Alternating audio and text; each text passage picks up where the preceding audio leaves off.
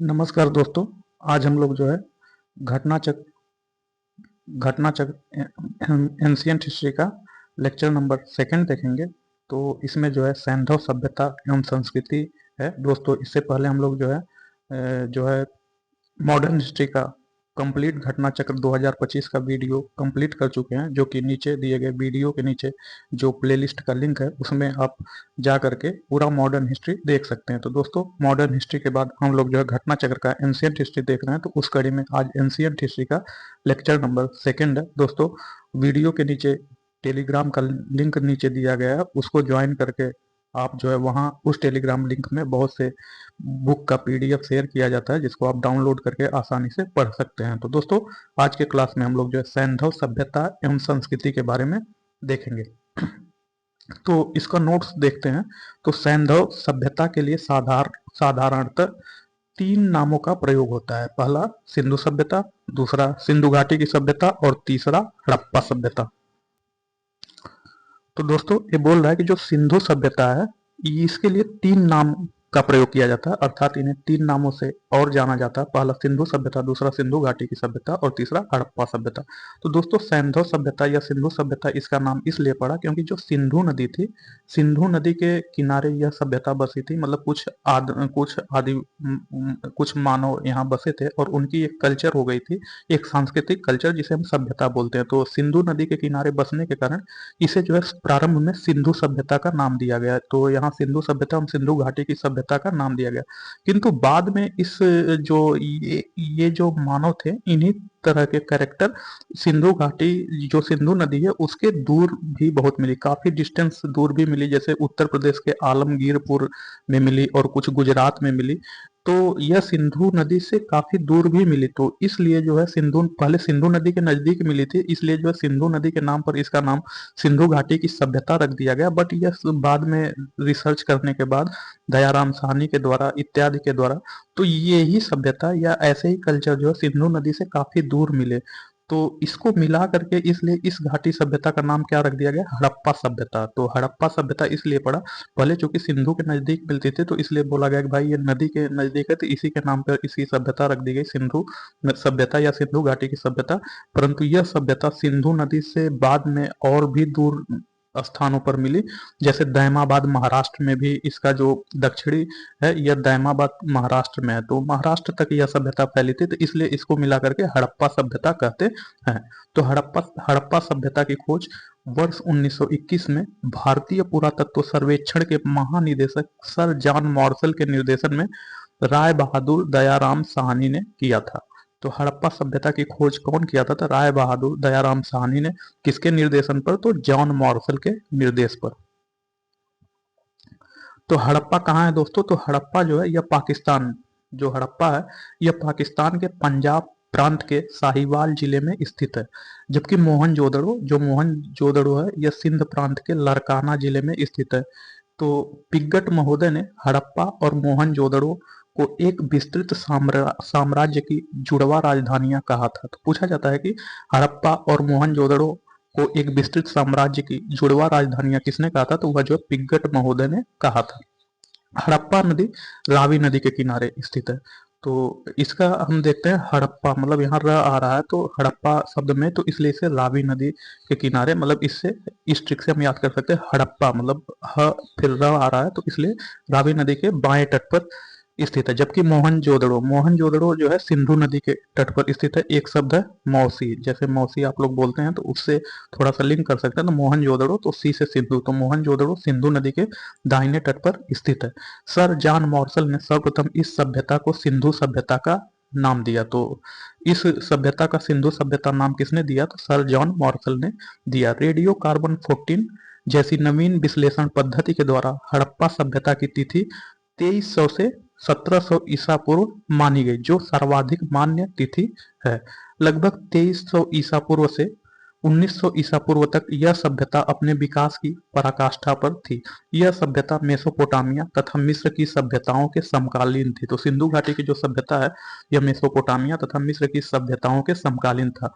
विभिन्न विद्वानों ने सैंधव सभ्यता की कालावधि का निर्धारण निम्नवत किया है। तो जो विद्वान है उनके द्वारा कालावधि का निर्धारण कौन क्या है, तो जो जॉन मार्शल के अनुसार 3250 ईसा पूर्व से 2750 ईसा पूर्व तक, अर्नेस्ट मैके के अनुसार 2800 ईसा पूर्व से 2500 ईसा पूर्व तक, माधव स्वरूप वत्स के अनुसार 3500 ईसा पूर्व से 2000 ईसा पूर्व तक, गैड के अनुसार 2350 ईसा पूर्व से 1700 ईसा पूर्व तक, मार्टिमर व्हीलर के अनुसार 2500 ईसा पूर्व से 1500 ईसा पूर्व तक, तथा फेयर सर्विस के अनुसार 2000 ईसा पूर्व से 2000 ईसा पूर्व से 1500 ईसा पूर्व तक। तो अब तक इस सभ्यता के अवशेष, तो अब तक जो सिंधु घाटी सभ्यता है इसके अवशेष मुख्यतः अफगानिस्तान में कहाँ मिले हैं, तो अफगानिस्तान में सोरतगुई एवं मुंडी गाक में मिले हैं, तथा सिंधु घाटी सभ्यता जो पाकिस्तान है, पाकिस्तान के पंजाब, सिंध, बलूचिस्तान और भारत में, यह सिंधु घाटी की सभ्यता भारत में कहाँ मिली है, तो भारत में पंजाब, गुजरात, राजस्थान, हरियाणा, पश्चिमी उत्तर प्रदेश, जम्मू कश्मीर, पश्चिमी महाराष्ट्र में पाए जा चुके हैं। सिंधु घाटी सभ्यता का सर्वाधिक पश्चिमी पुरास्थल सुतकेंगेंडोर बलूचिस्तान में। तो सिंधु घाटी सभ्यता है यह जो है दोस्तों, यह त्रिभुजाकार थी, जो एक पूर्वी थी, एक जैसे उत्तरी थी, पूर्वी थी, दक्षिणी थी। तो ऐसे एक तरह से देखा जाए तो ये जो है त्रिभुजाकार टाइप की थी। तो वही बोल रहा है कि जो इसका पश्चिमी था, जो सिंधु घाटी सभ्यता का पश्चिमी जो है पूरा स्थल था, यह कहाँ था, सुतकेंगेंडोर या बलूचिस्तान। तो यहाँ जो था, यहाँ बलूचिस्तान था, तो यहाँ बलूचिस्तान था। जबकि पूर्वी पूरा स्थल आलमगीर पश्चिमी उत्तर प्रदेश, तो जो इधर पूर्वी था यह कहाँ था, यह आलमगीरपुर में था, जो कि पूर्वी उत्तर प्रदेश में था। तथा उत्तरी पुरास्थल मांडा जम्मू कश्मीर, तो जो उत्तरी वाला था, नॉर्थ वाला, यह कहाँ था, यह मांडा जो कि जम्मू कश्मीर में स्थित है। जबकि दक्षिणी पुरास्थल दैमाबाद, यह दैमाबाद कहाँ था, यह महाराष्ट्र में था। तो यहाँ जो है ये दैमाबाद था, इसका आकार त्रिभुजाकार था। तो वही जैसे सिंधु घाटी की सभ्यता है तो ऐसे था, ऐसे। तो ये जो है जो पूर्वी ईस्ट भाग था, यह कहाँ था, यह आलमगीरपुर में था। तो ईस्ट भाग इसका आलमगीरपुर कहाँ था, आलमगीरपुर यह यूपी में था। तथा जो पश्चिमी भाग था, ये पश्चिमी भाग, वेस्ट भाग, यह जो था सुतकेंगेंडोर, जो सुतका गेंडोर था, यहाँ था, यह कहाँ था, यह बलूचिस्तान में था। तो यह जो बलूचिस्तान में था, यह बलूचिस्तान अभी पाकिस्तान में है। अभी सलमान खान ने इस पर इसका जो जिक्र किया बलूचिस्तान अलग देश के नाम पर, तो इसका भी अभी करंट में काफी विवाद चल रहा है। तथा इसका जो नॉर्थ एरिया था, उत्तरी भाग था, यह कहाँ था, उत्तरी भाग जो था, यह जो मांडा था, यह उत्तरी भाग मांडा था। यह मांडा कहाँ है, यह मांडा जो है जम्मू कश्मीर में। तो यह मांडा कहाँ है, यह जो है जम्मू कश्मीर में है। तथा इसका दक्षिणी भाग, जो दक्षिणी भाग है, मतलब साउथ भाग है, तो यह साउथ भाग जो है दैमाबाद कहाँ था, दैमाबाद महाराष्ट्र में था। तो इसका अगर आकार हम देखेंगे तो यह त्रिभुजाकार था। तो वही बोल रहा है, जो सिंधु घाटी की सभ्यता है इसका आकार त्रिभुजाकार है। तथा वर्तमान में लगभग 13 लाख वर्ग किलोमीटर क्षेत्रफल में यह सिंधु घाटी की सभ्यता विस्तृत है। तो प्राप्त साक्ष्यों से ज्ञात होता है कि हड़प्पा सभ्यता की जनसंख्या एक मिश्रित प्रजाति की थी, जिसमें मुख्यतः 4 प्रजातियां थी। तो जो अभी जैसे वैदिक काल में प्रजातियां था, मतलब ब्राह्मण, क्षत्रिय, वैश्य, शूद्र थी, तो इसी तरह जो है हड़प्पा काल में भी 4 प्रजातियां मानव की थी। वो इस प्रकार नहीं थी, वो कर्मों के आधार पर थी। तो अगर इस प्रजातियों को हम देखेंगे तो पहला जो था प्रोटो,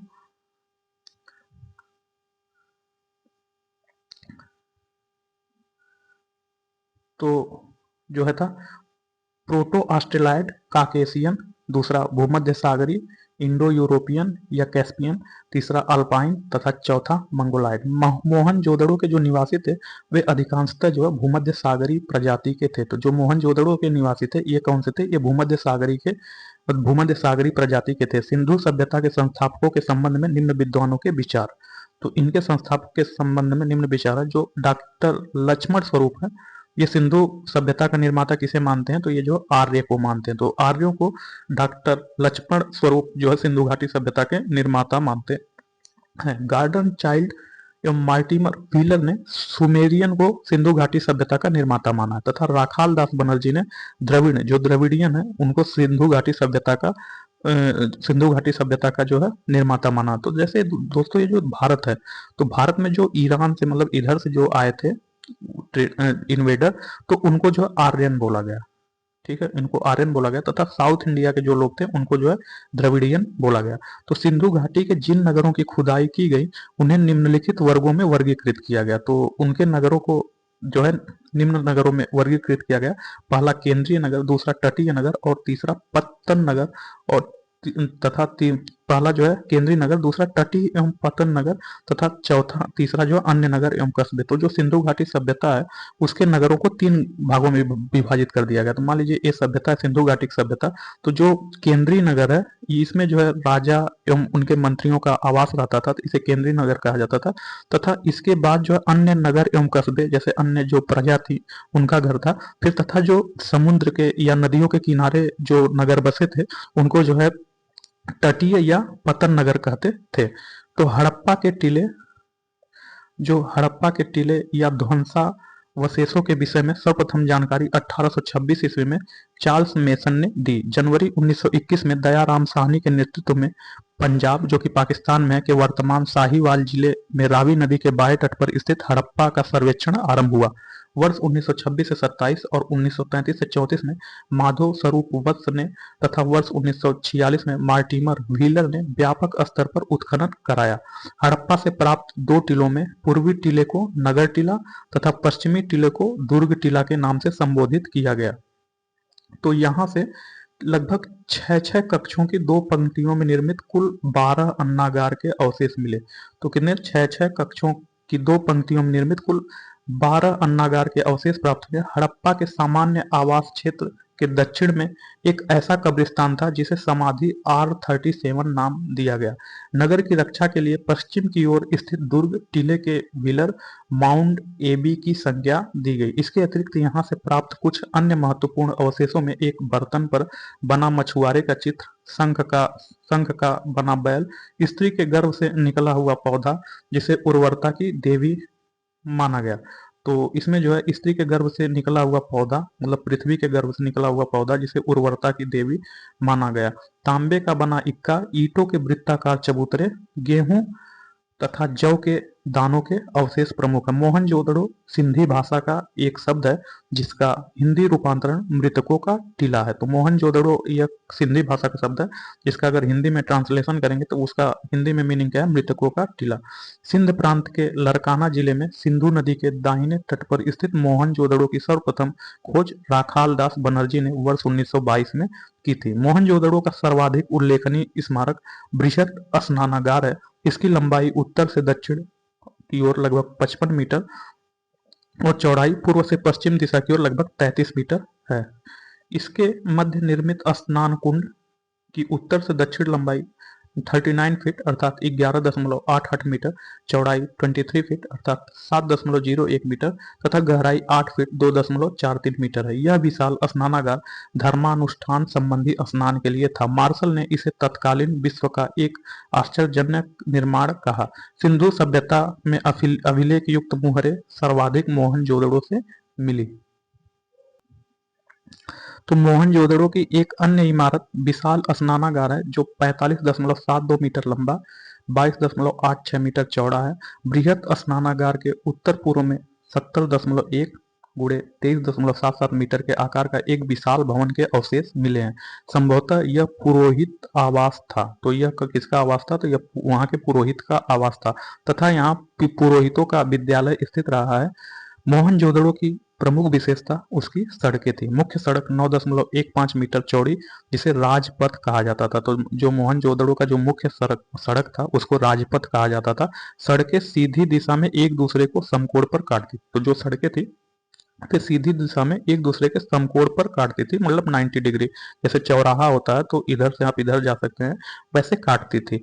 और काटती हुई नगर को एक वर्गाकार और चतुर्भुजाकार खंडों में विभाजित करती थी। देखिए ये जैसे वर्ग हो गया तो इसी वर्गाकार और चतुर्भुजाकार खंडों में विभाजित करती थी। सड़कों के एक दूसरे को समकोण पर काटने को ऑक्सफोर्ड सर्कस नाम दिया गया।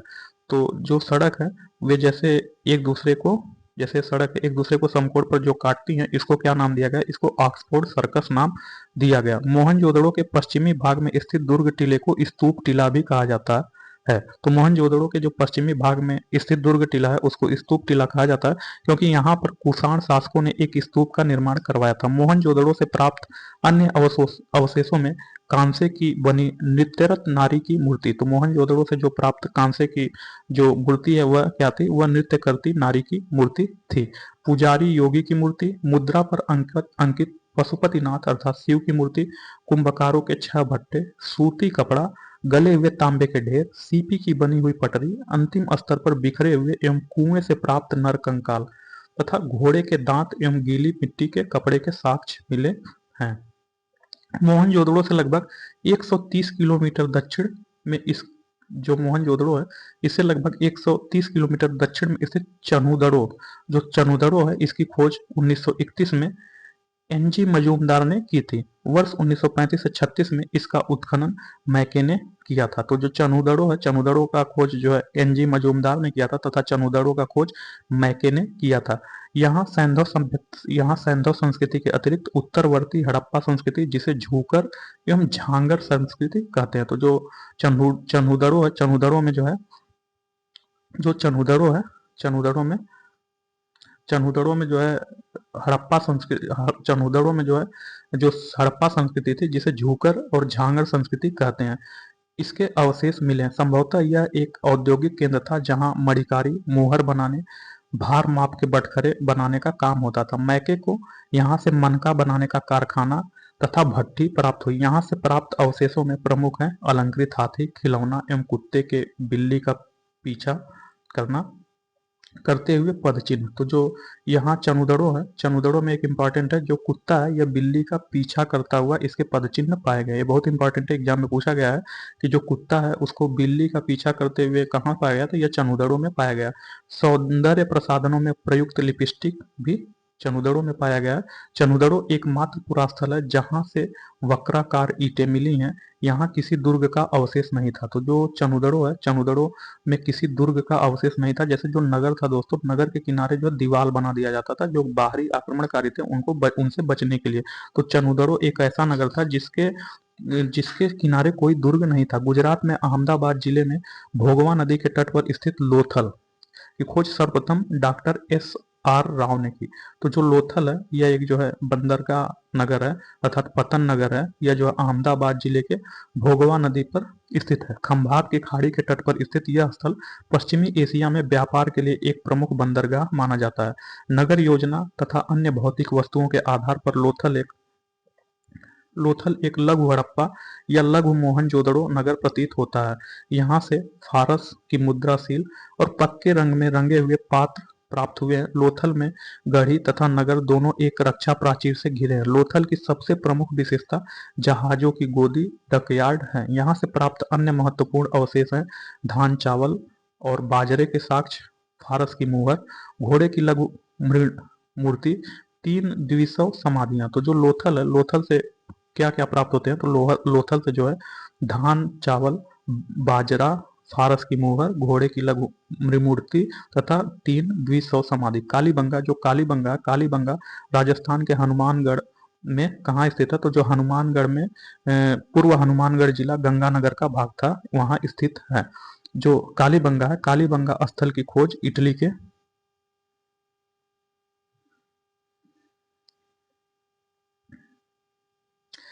के लुइगी पियो टेस्सीटोरी ने की। हड़प्पा स्थल के रूप में पहचान अमलानंद घोष ने की थी। वर्ष 1960 से 61 में बीबी लाल एवं बीके थापर ने उत्खनन प्रारंभ किया। यह पूर्वी और पश्चिमी टीला अलग अलग सुरक्षा प्राचीर से घिरे थे।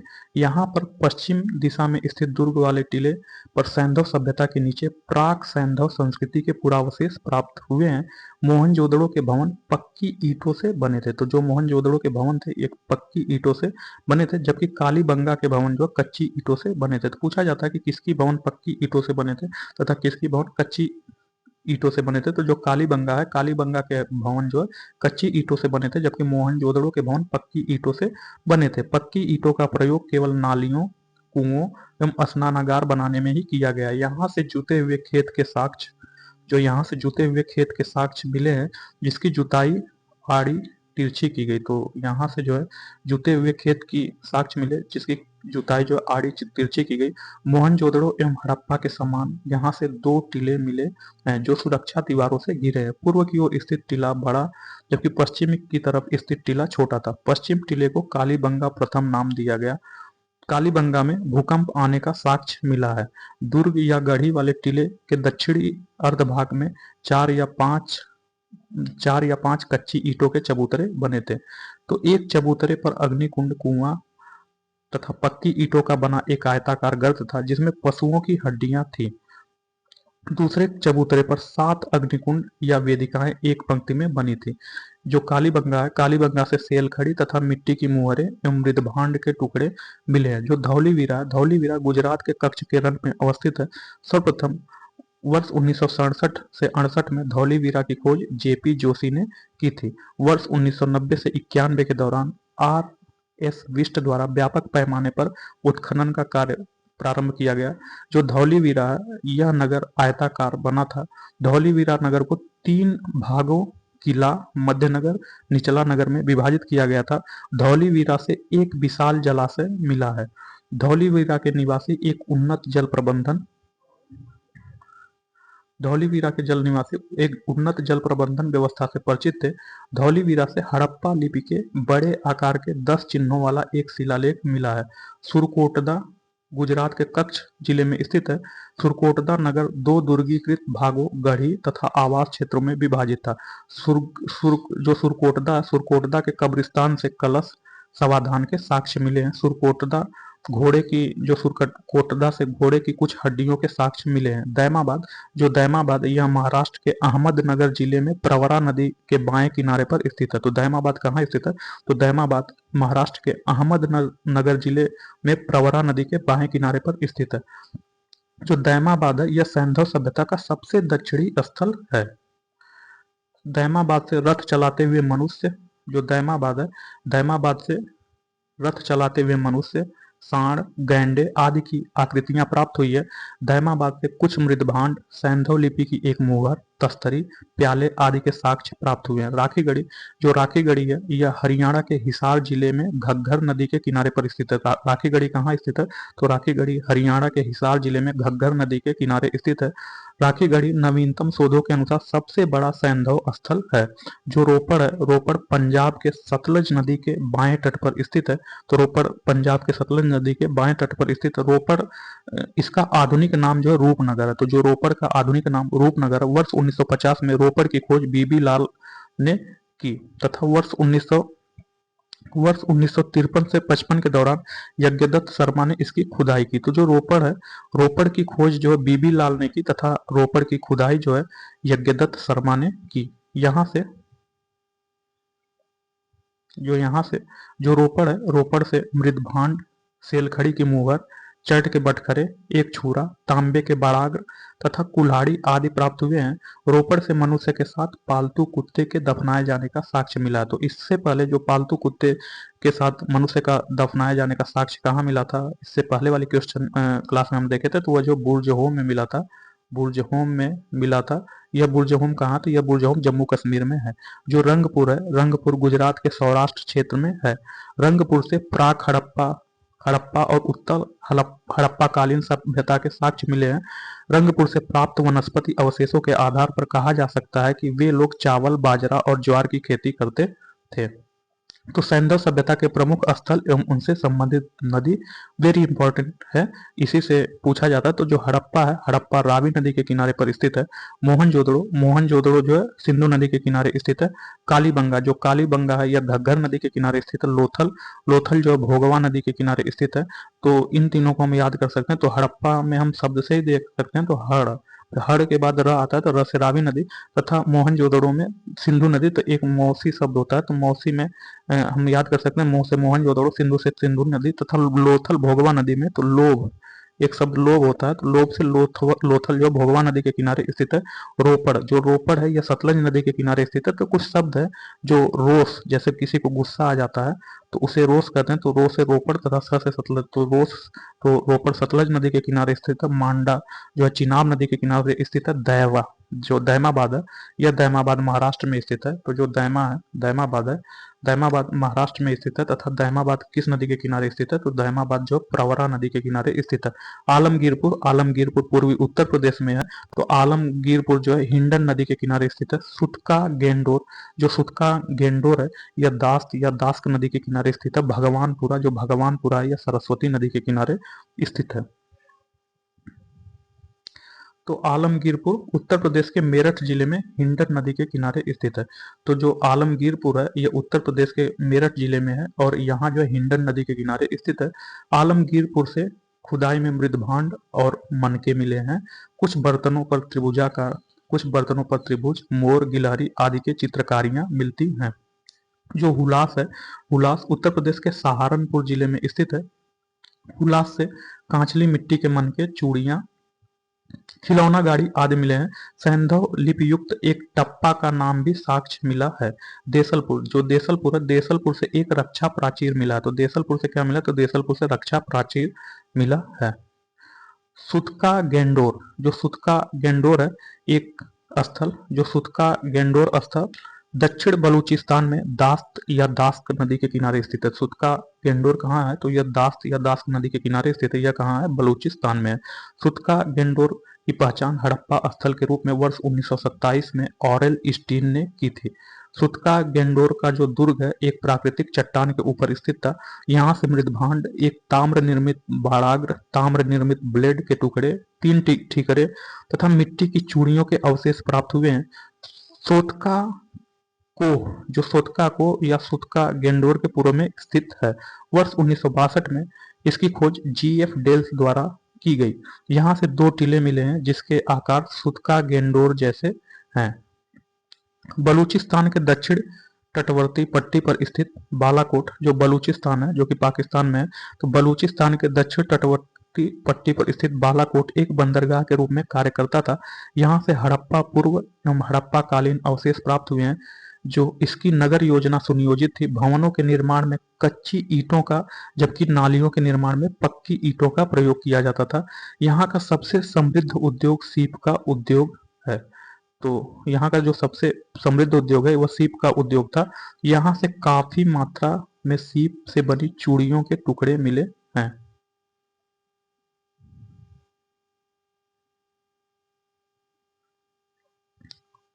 जो बनावली है, बनावली हरियाणा के फतेहाबाद, जो हरियाणा का फतेहाबाद है यह पूर्व में हिसार का भाग था। तो जो बनावली है यह हरियाणा के फतेहाबाद जिले में स्थित है। वर्ष 1974 से 77 में RS बिष्ट द्वारा इस स्थल का उत्खनन करवाया गया। तो जो बनावली है, बनावली का उत्खनन RS बिष्ट द्वारा करवाया गया था। बनावली से संस्कृत के 3 स्तर प्रकाश में आए। पहला प्राक सैंधव, दूसरा विकसित सैंधव एवं तीसरा उत्तर सैंधव। जो बनावली है, जो बनावली है, बनावली बनावली की सड़कें नगर को तारांकित भागों में विभाजित करती है। बनावली से मुहरे, बटखरे, लाजवर्द, कार्नेलियन के मनके, हल की आकृति के खिलौने, तांबे के बाड़ाक आदि के साक्ष्य मिले हैं। भगवानपुरा, जो भगवानपुरा यह हरियाणा के कुरुक्षेत्र जिले में सरस्वती नदी के दक्षिणी किनारे पर स्थित है। भगवानपुरा। तो जेपी जोशी, जो जेपी जोशी हैं, जेपी जोशी ने इसका उत्खनन करवाया था। यहाँ प्राप्त प्रमुख अवशेषों में सफेद, काले तथा आसमानी रंग की कांच की चूड़ियां, तांबे की चूड़ियां, कांच की मिट्टी के चित्रित मनके आदि। मांडा, जो मांडा है यह जम्मू और कश्मीर के चिनाब नदी के किनारे स्थित है। जो मांडा यह जम्मू कश्मीर में चिनाब नदी के दक्षिणी किनारे पर स्थित है। वर्ष 1982 में मांडा का उत्खनन जेपी जोशी तथा मधुबाला द्वारा करवाया गया था। उत्खनन से मांडा से 3 सांस्कृतिक स्तर प्राप्त हुए। पहला प्राक सैंधव, दूसरा विकसित सैंधव एवं तीसरा उत्तरकालीन सैंधव। मांडा से मिट्टी के ठीकरे, हड्डी के नुकीले बाड़ाग्र, चर्ट ब्लेड, कांस्य से निर्मित पेचदार पिन, एक आधी अधूरी मुहर आदि के अवशेष प्राप्त हुए हैं। उत्तर प्रदेश के बागपत जिले में बारोट तहसील के सिनौली नामक हड़प्पन पुरास्थल से क्रमबद्ध रूप से 125 मानव शवाधान प्राप्त हुए, जिनकी जिनकी दिशा उत्तर से दक्षिण है। मिस्र की सभ्यता का विकास नील नदी के द्रोणी में हुआ। तो पूछा जाता है कि मिस्र की सभ्यता किस नदी के किनारे हुआ, तो मिस्र की सभ्यता नील नदी के किनारे हुआ। मिस्र को नील नदी का उपहार कहा जाता है क्योंकि इस नदी के अभाव में यह भूभाग रेगिस्तान होता। सुमेरिया सभ्यता, जो सुमेरिया सभ्यता के लोग हैं, यह प्राचीन विश्व के प्रथम लिपि आविष्कार करता थे।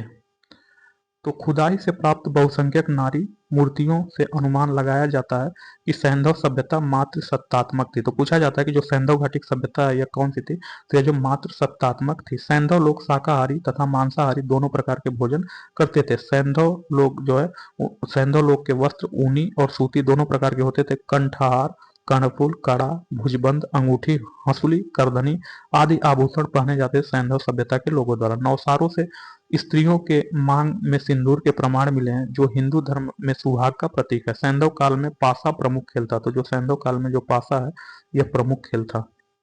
सिंधु घाटी सभ्यता के लोगों के मुख्य खाद्यान्न गेहूं और जौ थे। तो जो सिंधु घाटी सभ्यता, इस लोगों के मुख्य खाद्यान्न क्या था, गेहूं और जौ था। रंगपुर से धान की भूसी तथा लोथल से चावल के अवशेष मिले हैं। तो जो धान की भूसी है यह कहाँ से मिली है, तो यह जो रंगपुर से मिले हैं, तथा जो चावल के अवशेष यह लोथल से मिले हैं।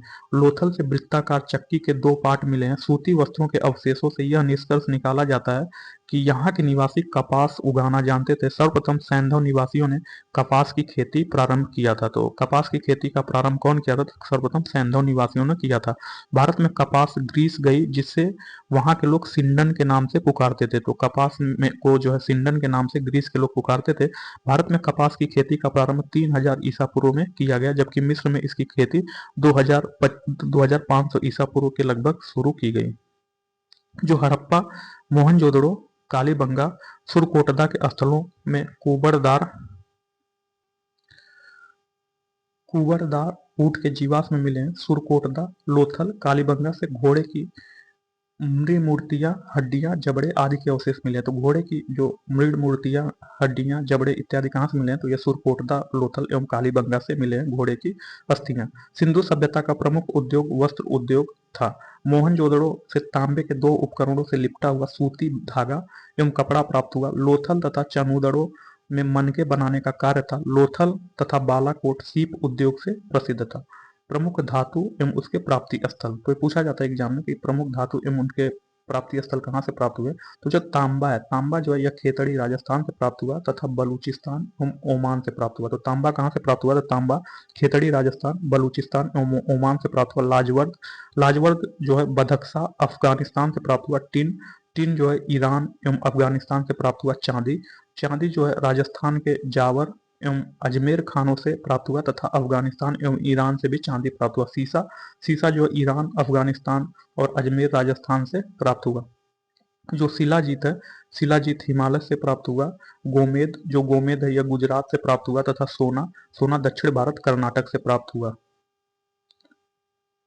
तो सैंधव निवासियों का आंतरिक एवं बाह्य व्यापार उन्नत अवस्था में था। तो जो सैंधव निवासी थे उनका आंतरिक एवं बाह्य व्यापार उन्नत अवस्था में था। सिक्कों का प्रचलन नहीं था। क्रय विक्रय वस्तु विनिमय द्वारा किया जाता था। तो सिंधु घाटी सभ्यता के लोग जो है सिक्कों का प्रचलन नहीं करते थे। जैसे यह क्रय विक्रय जो वस्तु विनिमय अर्थात बाट द्वारा करते थे, अर्थात कोई जैसे 2 किलो गेहूं दे दिया तो उसके बदले में कोई व्यक्ति जिसके पास चावल है वो 2 किलो गेहूं के बदले में 2 किलो चावल दे दिया। तो ये जो बराबर वैल्यू नहीं थी, जैसे जिसकी जो है सप्लाई कम थी उसको जो है कम ज्यादा वैल्यू था। जैसे अगर 1 किलो गेहूं के बदले में 2 किलो चावल भी मिलता था, मतलब ये वस्तुओं का आदान प्रदान करके जो है यहाँ व्यापार होता था। तो लोथल एवं मोहनजोदड़ो से हाथी दंत के बने तराजू के पलड़े मिले हैं। तो जो हाथी के जो दांत से बने तराजू के पलड़े कहाँ से मिले थे, या जो लोथल एवं मोहनजोदड़ो से मिले हैं। उनके बाट मुख्यतः घनाकार होते थे, कुछ बाट बेलनाकार, ढोलाकार, वर्तुलाकार प्रकार के भी मिले हैं। सारगोन युगीन सुमेरियन लेख से ज्ञात होता है कि मेलुहा, दिलमुन तथा मगन के साथ मेसोपोटामिया के व्यापारिक संबंध थे। मेलुहा की पहचान सिंधु क्षेत्र से की गई है तथा दिलमुन की पहचान फारस की खाड़ी के बहरीन से की गई है। तो जो मेलुहा है, मेलुहा की पहचान कहाँ से गई है, तो मेलुहा की पहचान सिंधु क्षेत्र से की गई है तथा जो दिलमुन है, दिलमुन की पहचान जो फारस की खाड़ी के बहरीन से क्षेत्र से की गई है। सुमेरियन अभिलेखों में दिलमून को साफ सुथरे नगरों का उत्थान और सूर्योदय का क्षेत्र और हाथियों का देश कहा गया। तो जो सुमेरियन अभिलेख है, सुमेरियन अभिलेखों में दिलमून को साफ सुथरे नगरों का स्थान, सूर्योदय का क्षेत्र और हाथियों का देश कहा गया है। मिस्र के साथ व्यापारिक संबंध का पता लोथल से प्राप्त ममी की एक आकृति से चलता है। तो जो सैंधव सभ्यता है, जो सैंधव सभ्यता में मूर्ति कला, वास्तुकला, उत्कीर्ण कला, मृदभांड कला आदि के उन्नत होने के प्रमाण मिले हैं। मोहनजोदड़ो से एक संयुक्त पशु मूर्ति प्राप्त हुई है, जिसमें शरीर भेड़ तथा मस्तक सूंडदार हाथी जो भेड़ तथा मस्तक सूंडदार हाथी का है।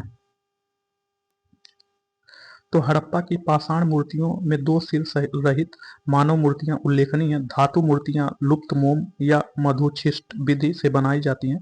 मोहनजोदड़ो से प्राप्त नर्तकी की कांस्य मूर्ति अत्यंत प्रसिद्ध है। लोथल से कुत्ते तथा कालीबंगा से ताम्र मूर्ति प्राप्त हुई है। चनूदड़ो से प्राप्त इक्का गाड़ी एवं बैलगाड़ी की मूर्तियां उल्लेखनीय है। तो जो इक्का गाड़ी एवं बैलगाड़ी ये कहाँ से प्राप्त हुआ? तो ये जो चनूदड़ो से प्राप्त हुआ। मृग मूर्तियां पुरुषों, स्त्रियों और पशु पक्षियों की प्राप्त हुई हैं। मानव मूर्तियां अधिकतर स्त्रियों की हैं। तो सर्वाधिक मृण मूर्तियां पशु पक्षियों की प्राप्त हुई हैं। तो सैंधव काल में सर्वाधिक मुहरें सेलखड़ी की बनी है। इसके अतिरिक्त कांचली मिट्टी, चर्ट, गोमेद मिट्टी आदि की बनी मुहरें भी हैं। अधिकांश मुहरें वर्गाकार या चौकोर हैं, किंतु कुछ मुहरें घनाकार, गोलाकार अथवा बेलनाकार है। सिंधु सभ्यता की मुहरों पर सर्वाधिक अंकन एक श्रृंगी पशु का है। उसके बाद कुबड़ वाले बैलों का है। पशुपति शिव का प्रमाण मोहनजोदड़ो से प्राप्त एक मुहर है, जिस पर एक योगी की आकृति बनी है। उस योगी के बाईं ओर बाघ और हाथी तथा दाईं ओर गैंडा एवं भैंसा चित्रित है। सिंहासन के नीचे 2 हिरण भी बने हैं। योगी के सिर पर एक त्रिशूल जैसा आभूषण है तथा इसके 3 मुख हैं। मार्शल महोदय ने इसे रुद्र अर्थात शिव कहा। तो सैंधव मृद भांड मुख्यतया लाल या गुलाबी रंग के हैं। तो जो सैंधव मृद भांड ये किस रंग के थे? तो ये जो लाल या गुलाबी रंग के थे। कुछ मृद भांडों को लाल रंग से रंग कर काली रेखाओं से चित्र बनाए गए हैं। कुछ बर्तनों पर मोर, हिरण, कछुआ, मछली, गाय, बकरा, पीपल, नीम, खजूर, केला आदि का अंकन है। सैंधव मृद भांडों में मर्तबान, कटोरे, तस्तरियां एवं थालियां प्रमुख है। स्त्री पुरुष दोनों आभूषण पहनते थे। तो जो सैंधव घाटी सभ्यता के लोग थे वे स्त्री और पुरुष दोनों आभूषण पहनते थे। सोना चांदी के अतिरिक्त हाथी दांत, शंख आदि के भी आभूषण तैयार किए जाते थे। सैंधव सभ्यता में मातृ देवी की पूजा प्रमुख थी। तो जो सैंधव सभ्यता थी यह मातृ सत्तात्मक थी, यह मातृ देवी की पूजा होती थी। हड़प्पा से प्राप्त एक स्त्री की मूर्ति में उसके गर्भ से निकला एक पौधा दिखाया गया है। संभवतः यह देवी धरती की मूर्ति थी, जिसे लोग उर्वरता की देवी समझते थे। तो जो हड़प्पा से प्राप्त एक मूर्ति थी जिसमें गर्भ से निकला एक पौधा दिखाया गया, तो इसे लोग पृथ्वी देवी मानते थे। तो तथा इसकी पूजा उसी तरह करते थे जिस प्रकार मिस्र के लोग नील नदी की देवी आइसिस की करते थे। मातृ देवी एवं शिव की पूजा के अतिरिक्त सैंधव निवासी पशु पक्षियों, वृक्षों आदि की उपासना करते थे, अर्थात यह नेचर प्रेमी थे। लोथल, कालीबंगा एवं बनावली के पुरास्थलों से अग्निकुंड अथवा यज्ञ वेदियों के साक्ष्य मिले हैं। तो जो लोथल, कालीबंगा एवं बनावली है, इसके पुरास्थलों से अग्निकुंड तथा यज्ञ वेदियों के साक्ष्य मिले। उत्तर दक्षिण दिशा में शव दफनाने की प्रथा प्रचलित थी, किंतु इसके अपवाद में मिलते। कालीबंगा में शव दक्षिण उत्तर, रोपड़ में पश्चिम पूर्व तथा लोथल में पूर्व पश्चिम दिशा में प्राप्त हुए हैं। आंशिक समाधिकरण के उदाहरण बहावलपुर से मिले हैं।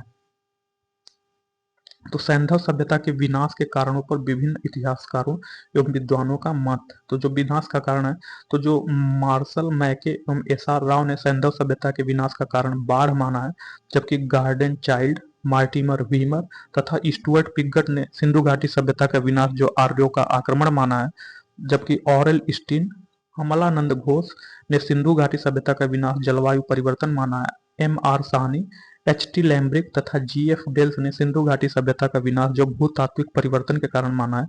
के यू आर कनेडी ने सिंधु घाटी सभ्यता का जो कारण महामारी माना है, तथा M. दिमित्रिएव सिंधु घाटी सभ्यता का जो विनाश का कारण है यह पर्यावरण परिवर्तन माना है।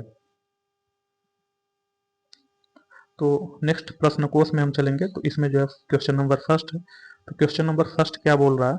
मानव समाज विलक्षण है क्योंकि वह मुख्यतया आश्रित होता है। तो जो मानव समाज है यह विलक्षण है क्योंकि यह मुख्यतया किस पर आश्रित होता है, तो यह मुख्यतया आश्रित होता है अर्थव्यवस्था पर। इसका ऑप्शन बी सही है। तो मानव समाज विलक्षण या विशिष्ट होता है क्योंकि यह मुख्यतः अर्थव्यवस्था पर आश्रित होता है। अर्थव्यवस्था में जैसे जैसे परिवर्तन होता जाता है वैसे वैसे समाज परिवर्तित होता जाता है। जैसे खाद्य संग्राहक, कृषि उत्पादन, उद्योग आदि। अर्थव्यवस्था में जैसे जैसे परिवर्तन होता गया सामाजिक व्यवस्था उसी अनुरूप में बदलती गई। संस्कृति, धर्म, विज्ञान आदि अर्थव्यवस्था में उत्पादन के साधनों में परिवर्तन के अनुसार ही परिवर्तित होते रहते हैं। हड़प्पा निम्नलिखित में से किस सभ्यता से संबंधित है? तो जो पूछ रहा है कि हड़प्पा है, यह हड़प्पा किस सभ्यता से संबंधित है? तो यह जो सिंधु घाटी की सभ्यता से संबंधित है। तो सिंधु घाटी सभ्यता का ही नाम हड़प्पा सभ्यता पड़ा क्योंकि जैसे ही सिंधु नदी के किनारे जो कबीले बसे थे उन्हीं के सभ्यता को सिंधु घाटी सभ्यता कहा जाता था।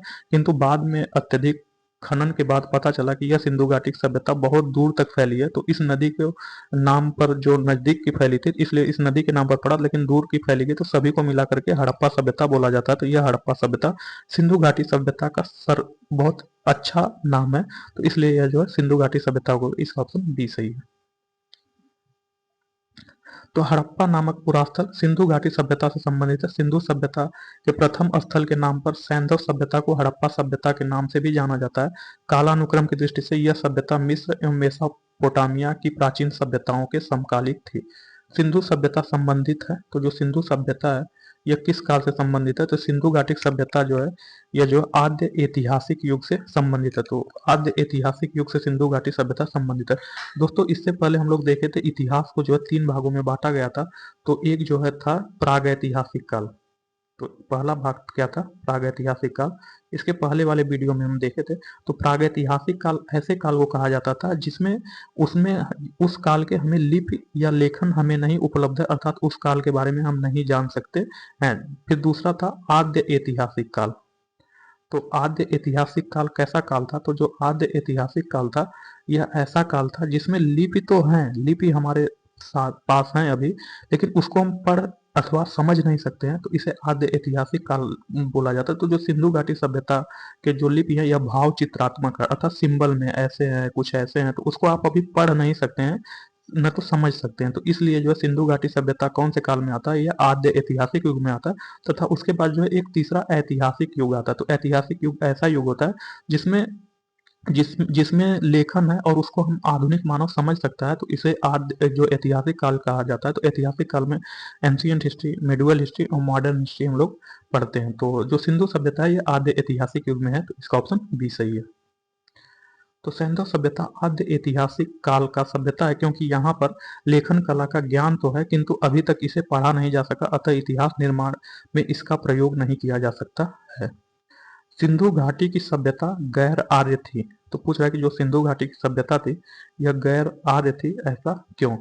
तो सिंधु घाटी की सभ्यता गैर आर्य थी क्योंकि वह नगरी सभ्यता थी। तो जो आर्य सभ्यता थी वह वैदिक सभ्यता थी। तो जो आर्य सभ्यता थी वह कौन सी सभ्यता थी?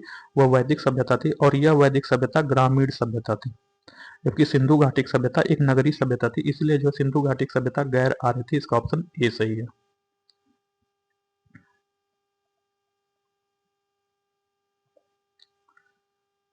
तो नेक्स्ट क्वेश्चन 5, सिंधु सभ्यता को आर्यों से पूर्व की रखे जाने का महत्वपूर्ण कारक क्या था? तो जो सिंधु घाटी की सभ्यता है उसको आर्यों से पूर्व किस लिए रखा गया? तो सिंधु घाटी की सभ्यता को आर्यों से पूर्व रखा जाने का कारण जो है उसका मृदभांड है, तो इसका ऑप्शन डी सही है। तो सिंधु घाटी सभ्यता लिपि ज्ञान और नगर नियोजन आदि के संदर्भ में आर्यों से अधिक विकसित थी। तो जाहिर सी बात है जो विकसित होगा वो बाद में होगा, लेकिन इसके बाद भी पुरातात्विक साक्ष्यों में अलग अलग काल में पाए गए मृदभांड ही सिंधु घाटी सभ्यता को आर्यों के से पूर्व का सिद्ध करते हैं। तो जो मृदभांड है यह सिंधु घाटी सभ्यता को आर्यों से पूर्व का सिद्ध करते हैं।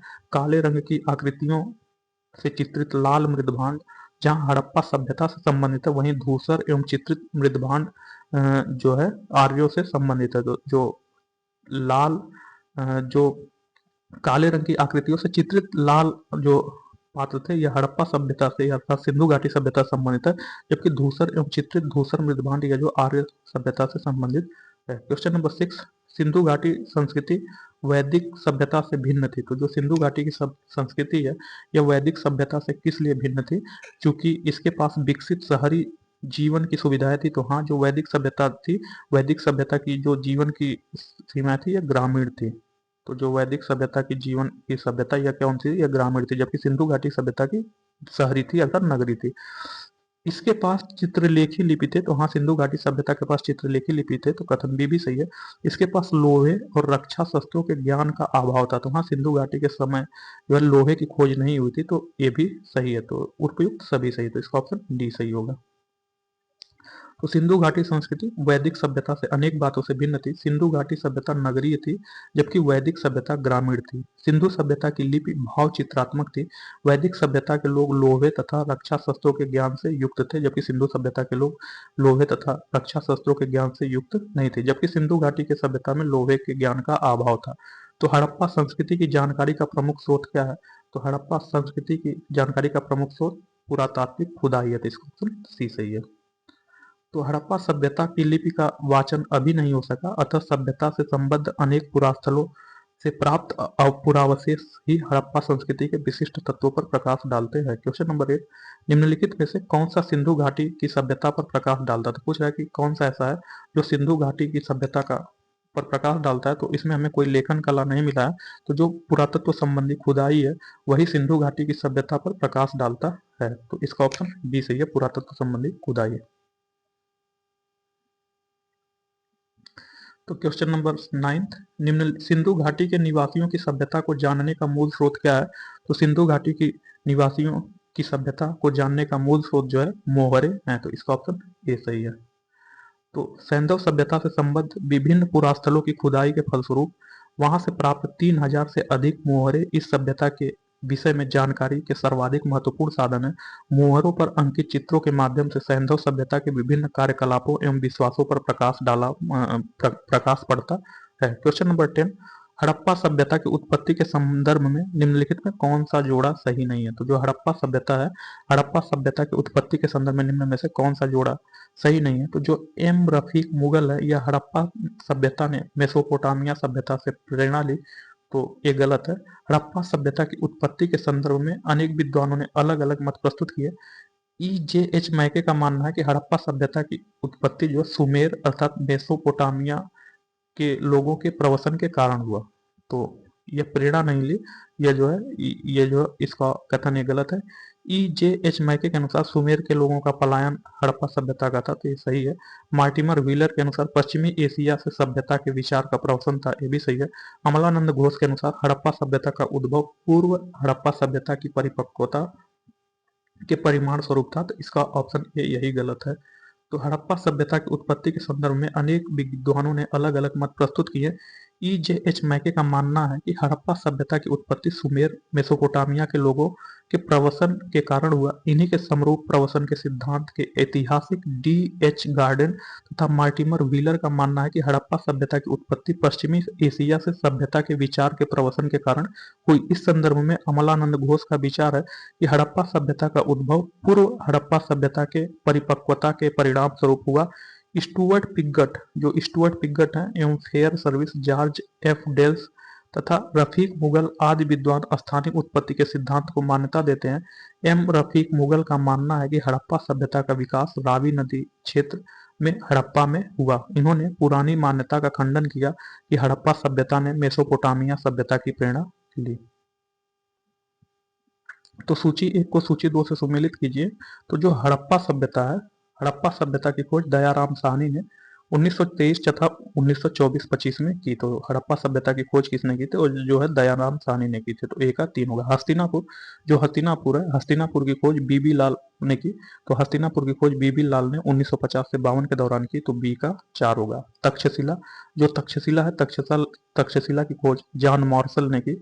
तो जॉन मार्शल तक्षशिला की खोज की है, तो सी का 2 होगा। कौसाम्बी जो कौसाम्बी है, कौसाम्बी से संबंधित NG मजूमदार हैं, तो डी का 1 होगा। तो 3 4 2 1 3 4 2 1 इसका ऑप्शन सी सही है।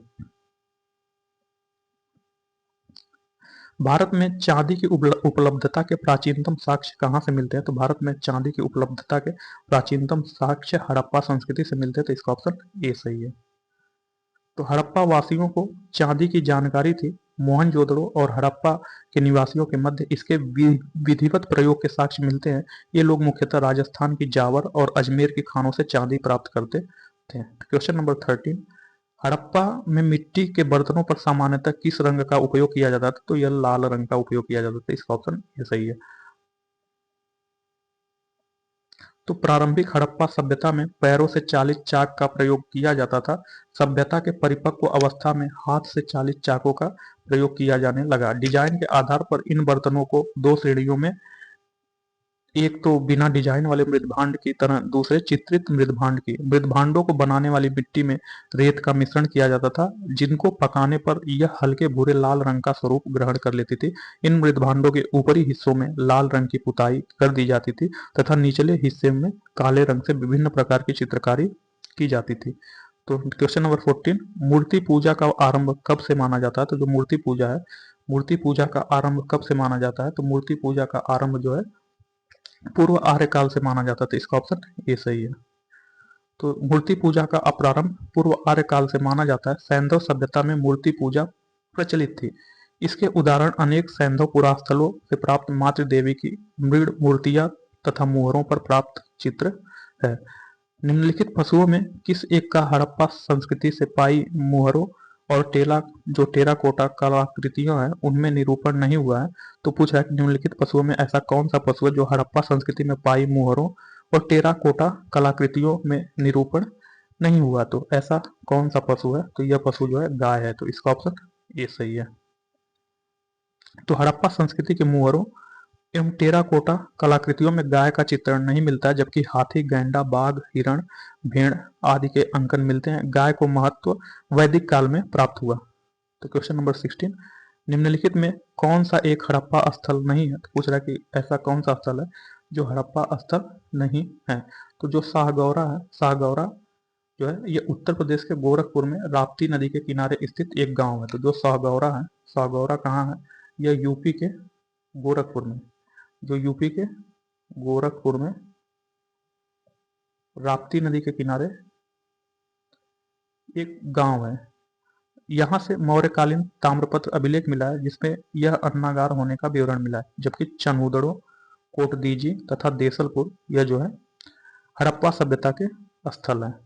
तो यह जो चनहुदड़ो और कोटदी वर्तमान पाकिस्तान के सिंध प्रांत में है, तथा जो देसलपुर है यह गुजरात में है। जो देसलपुर यह कहाँ है? यह गुजरात में है। कोटदीजी, तो जो देसलपुर है यह गुजरात में है।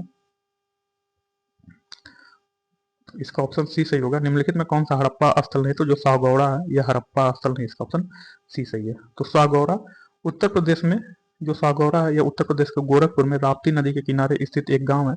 यहाँ से मौर्यकालीन ताम्रपत्र अभिलेख मिला है जिसमें यहाँ अन्नागार होने का विवरण मिलता है। चनहुदड़ो, कोटदीजी और देसलपुर तीनों हड़प्पा सभ्यता से जुड़े नगर है। चनहुदड़ो और कोटदीजी वर्तमान पाकिस्तान के सिंध प्रांत में है तथा देसलपुर गुजरात राज्य के कच्छ में स्थित है।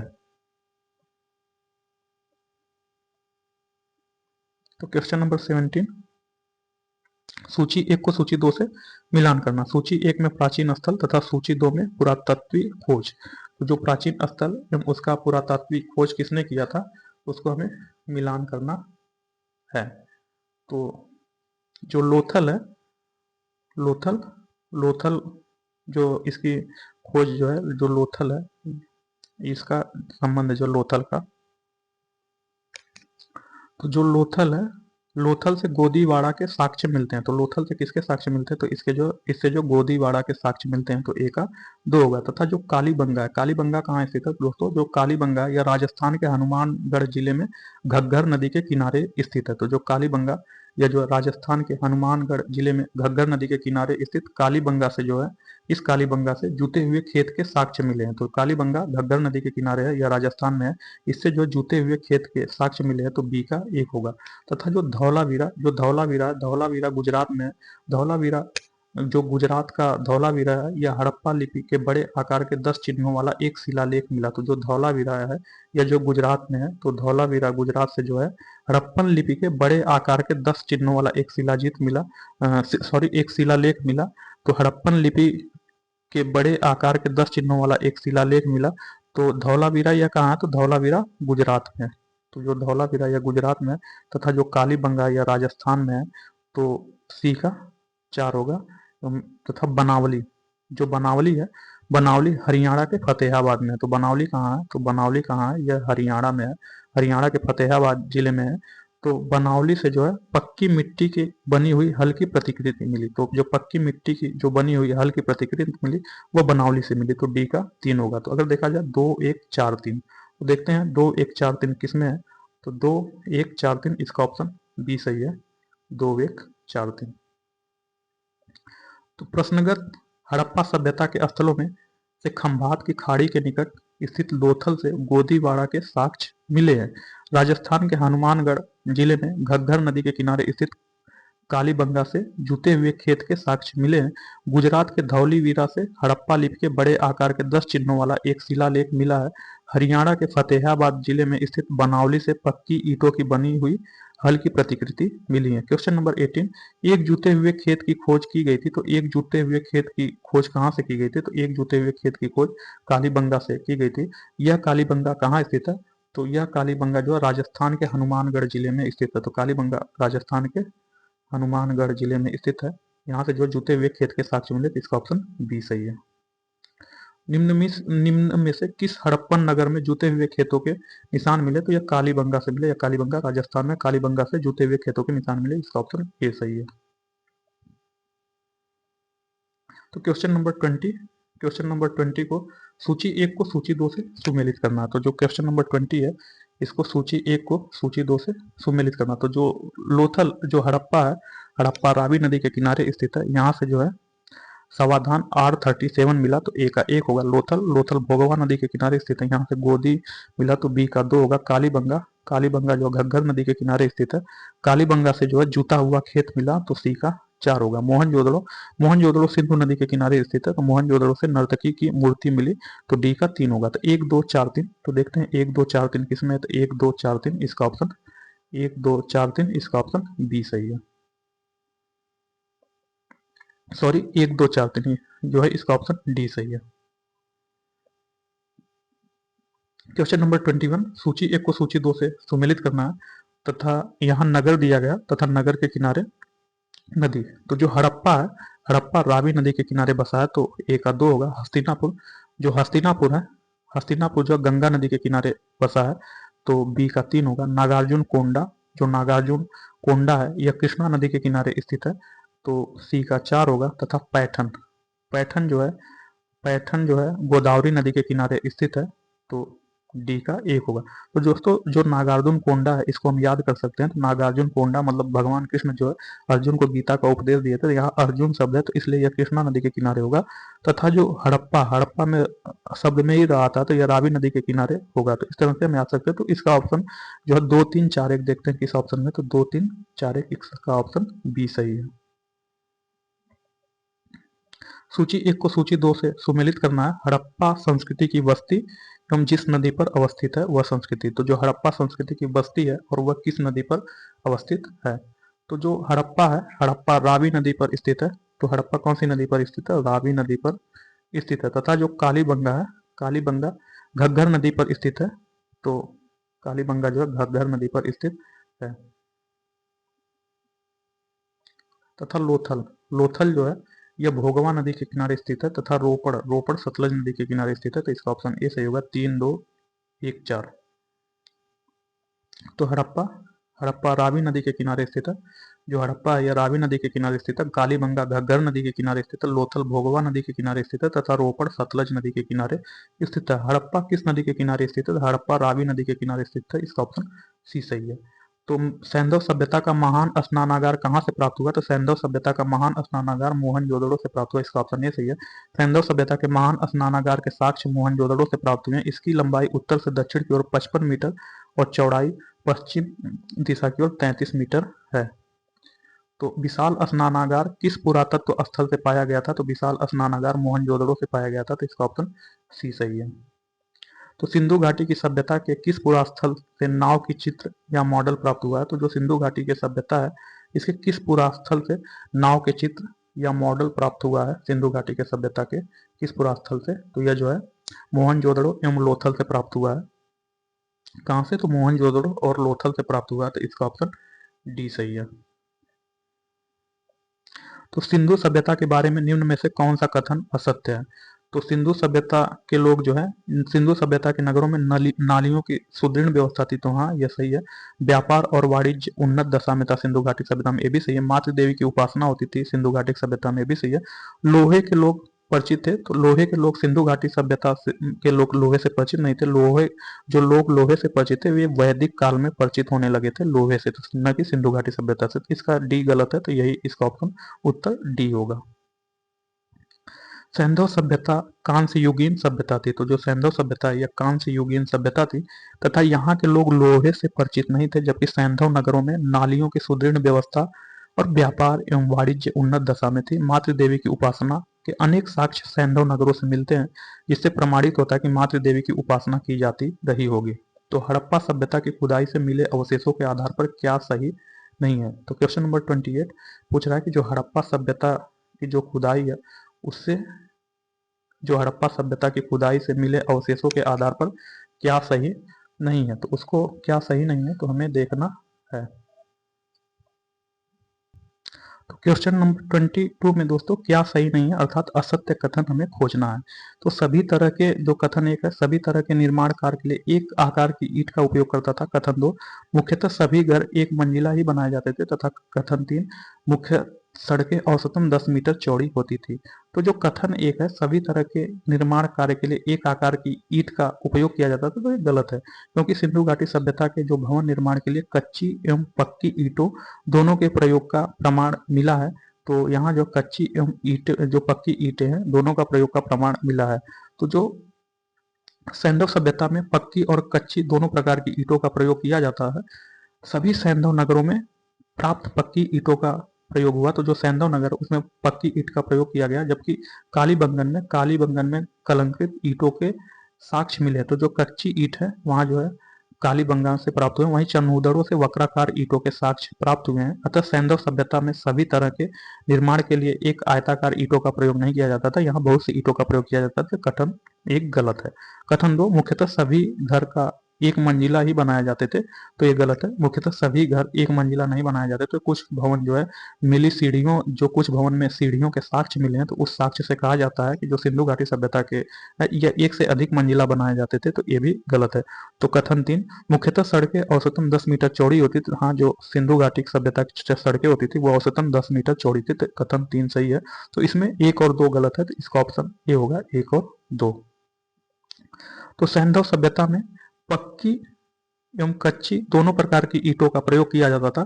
सभी सैंधव नगरों से प्राप्त पक्की ईंटों का सामान्यतः 4 संबंधे 2 संबंधे 1 का अनुपात था, जबकि कालीबंगन से अलंकृत ईंटों के साक्ष्य प्राप्त हुए हैं, तो वहीं चनूदड़ों से वक्राकार ईंटों के साक्ष्य प्राप्त हुए हैं। अतः सैंधव सभ्यता में सभी तरह के निर्माण के लिए एक आकार की ईंटों का प्रयोग नहीं होता था, अतः कथन 1 गलत है।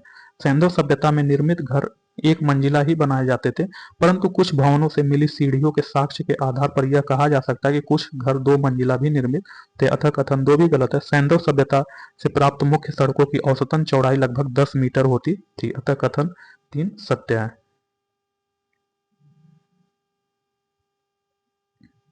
क्वेश्चन नंबर 29 सिंधु घाटी सभ्यता जानी जाती है, तो सिंधु घाटी सभ्यता किस लिए जानी जाती है? तो इसको हमें देखना है। तो जो सिंधु घाटी सभ्यता है यह अपने नगर नियोजन के लिए जानी जाती है। तो जो सिंधु घाटी की सभ्यता है, सिंधु घाटी सभ्यता की मुख्य विशेषता नगर नियोजन को माना जाता है। तो हाँ कथन 1 भी सही है। मोहनजोदड़ो और हड़प्पा के लिए, तो हाँ सिंधु घाटी सभ्यता में मोहनजोदड़ो और हड़प्पा भी था। अपने कृषि संबंधी कार्य के लिए जाना जाता है, ये भी सही। अपने उद्योगों के लिए, तो उपयुक्त सभी जाना जाता है, तो उपयुक्त सभी के लिए सिंधु घाटी सभ्यता जाना जाता है, इसका ऑप्शन डी सही है। सिंधु घाटी सभ्यता की विशेषता नगर नियोजन को माना जाता है। साथ ही हड़प्पा और मोहनजोदड़ो सिंधु घाटी सभ्यता के 2 प्रमुख नगर थे। हड़प्पा नगर पुरास्थल सर्वप्रथम ज्ञात होने के कारण इसको हड़प्पा सभ्यता के नाम से भी जाना जाता है। कालीबंगा से कृषि संबंधी साक्ष्य तथा अनेक सैंधव स्थलों से ईंट के भट्ठे, मनका निर्माण के कारखाने आदि उद्योग संबंधी साक्ष्य प्राप्त हुए। इस प्रकार सभी 4 कथन सही है।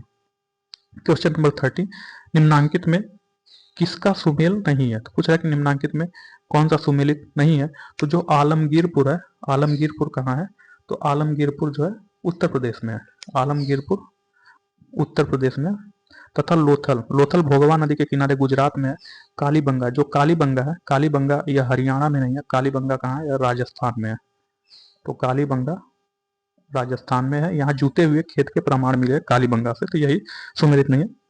जबकि रोपड़ सतलज नदी किनारे पंजाब में, तो इसका ऑप्शन सी सही होगा, यही सुमेलित नहीं है। तो कालीबंगा राजस्थान के हनुमानगढ़ जिले में स्थित है। कालीबंगा की खोज इटली के लुइगो पियो टेस्सीटोरी ने की, जबकि हड़प्पा स्थल के रूप में पहचान अमलानंद घोष ने की थी। तो निम्नलिखित में से सिंधु सभ्यता से संबंधित कौन से केंद्र उत्तर प्रदेश में स्थित है? तो पूछ रहा है कि निम्नलिखित में ऐसा कौन सा सिंधु घाटी सभ्यता का केंद्र है जो उत्तर प्रदेश में स्थित है? तो उत्तर प्रदेश में स्थित सिंधु घाटी सभ्यता को हमें देखना है। तो जो कालीबंगा है, कालीबंगा अभी हम लोग देखे थे कि यह जुते हुए खेत के प्रमाण मिले, तो यह कालीबंगा राजस्थान में है। तो कालीबंगा राजस्थान में। लोथल, लोथल जो गुजरात में है, यह लोथल भोगवा नदी के किनारे स्थित है। आलमगीरपुर उत्तर प्रदेश में है, आलमगीरपुर उत्तर प्रदेश में है। जबकि हुलास, जो आलमगीरपुर है, यह उत्तर प्रदेश के मेरठ जिले में है।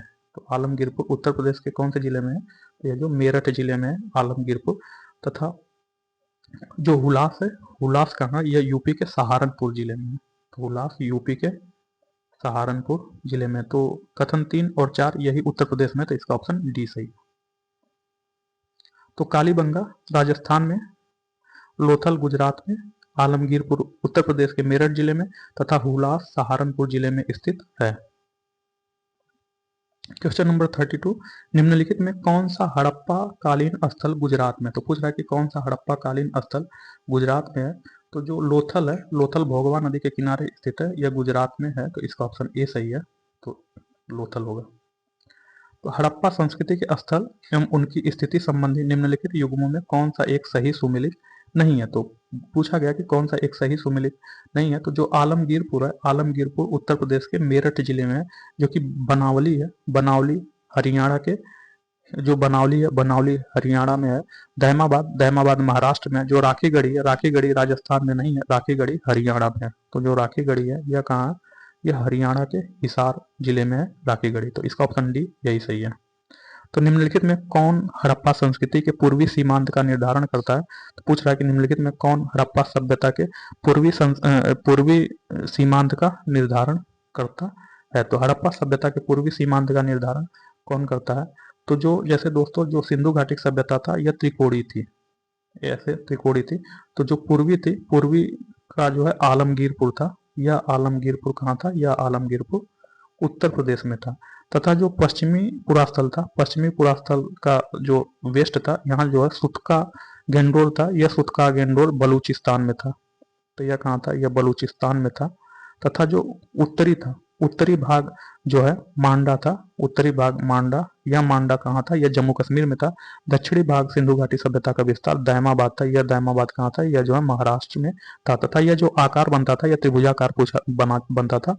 तो पूछ रहा है कि इसका पूर्वी सीमांत का निर्धारण आलमगीरपुर उत्तर प्रदेश मेरठ में था, तो इसका ऑप्शन सी सही है। हड़प्पा सभ्यता का सर्वाधिक पश्चिमी पुरास्थल सुतका गेंडोर बलूचिस्तान पाकिस्तान में, पूर्वी पुरास्थल आलमगीरपुर उत्तर प्रदेश, उत्तरी पुरास्थल मांडा जम्मू कश्मीर तथा दक्षिणी पुरास्थल दैमाबाद महाराष्ट्र में था।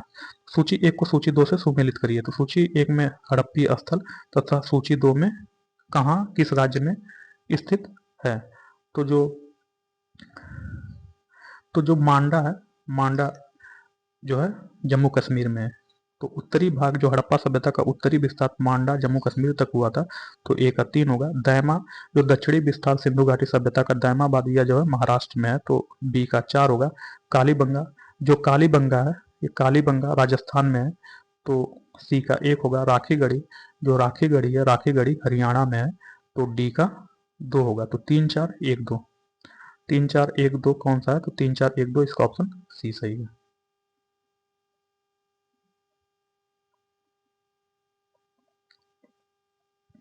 तो क्वेश्चन नंबर 36, सूची 1 को सूची 2 से सुमेलित करना। तो हड़प्पा पुरास्थल तथा भारत के किस राज्य संघ राज्य क्षेत्र में है? तो जो बालू है, बालू हड़प्पा पुरास्थल या हरियाणा में, तो जो बालू हड़प्पा पुरास्थल है यह हरियाणा में है, तो ए का 3 होगा। मांडा, जो मांडा पुरास्थल है, मांडा पुरास्थल जम्मू एवं कश्मीर में है, तो बी का 2 होगा। पाडरी, जो पाडरी पुरास्थल है, पाडरी पुरास्थल गुजरात में है, तो सी का 4 होगा। हुलास, जो हुलास पुरास्थल है यह उत्तर प्रदेश के सहारनपुर जिला में स्थित है, तो डी का 1 होगा। तो 3 2 4 1, तो 3 2 4 1, 3 2 4 1, इसका ऑप्शन बी सही है। हड़प्पा संस्कृति के निम्नलिखित स्थलों में कौन से अवस्थित है? तो पूछ रहा है कि हड़प्पा संस्कृति के निम्नलिखित स्थलों में कौन सिंध में अवस्थित है? तो हड़प्पा संस्कृति का ऐसा कौन सा स्थल है जो सिंध में स्थित है, उस स्थल का नाम बताना है। तो जो हड़प्पा, मोहनजोदड़ो एवं चनुदड़ो एवं सुरकोटदा, ये चारों सिंध में अवस्थित है, तो 1 2 3 4 डी होगा, इसका ऑप्शन डी होगा। तो उपयुक्त विकल्पों में हड़प्पा पाकिस्तान के पंजाब में, मोहनजोदड़ो तथा चनुदड़ो दोनों सिंध प्रांत में तथा सुरकोटदा गुजरात में स्थित है।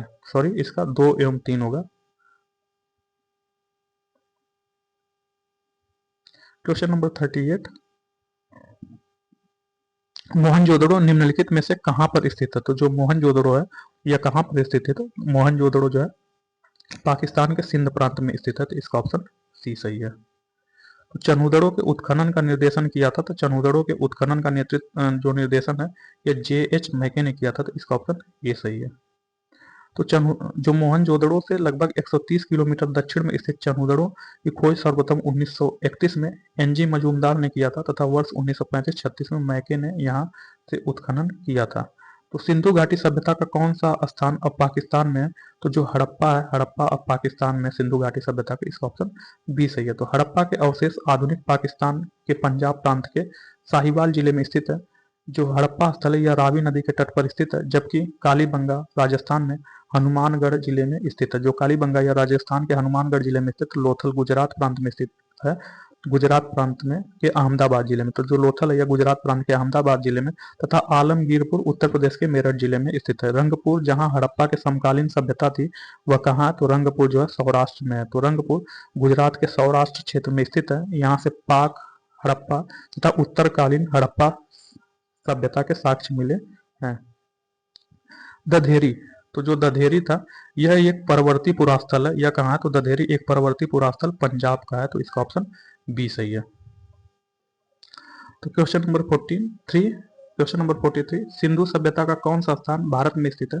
पूछ रहा है कि सिंधु घाटी सभ्यता का ऐसा कौन सा स्थान है जो भारत में स्थित है? तो जो हड़प्पा एवं मोहनजोदड़ो है यह पाकिस्तान में स्थित है तथा जो लोथल है यह गुजरात में स्थित है, तो यह जो भारत में स्थित है। जो लोथल है यह गुजरात में स्थित है, भारत में, तो इसका ऑप्शन सी सही है।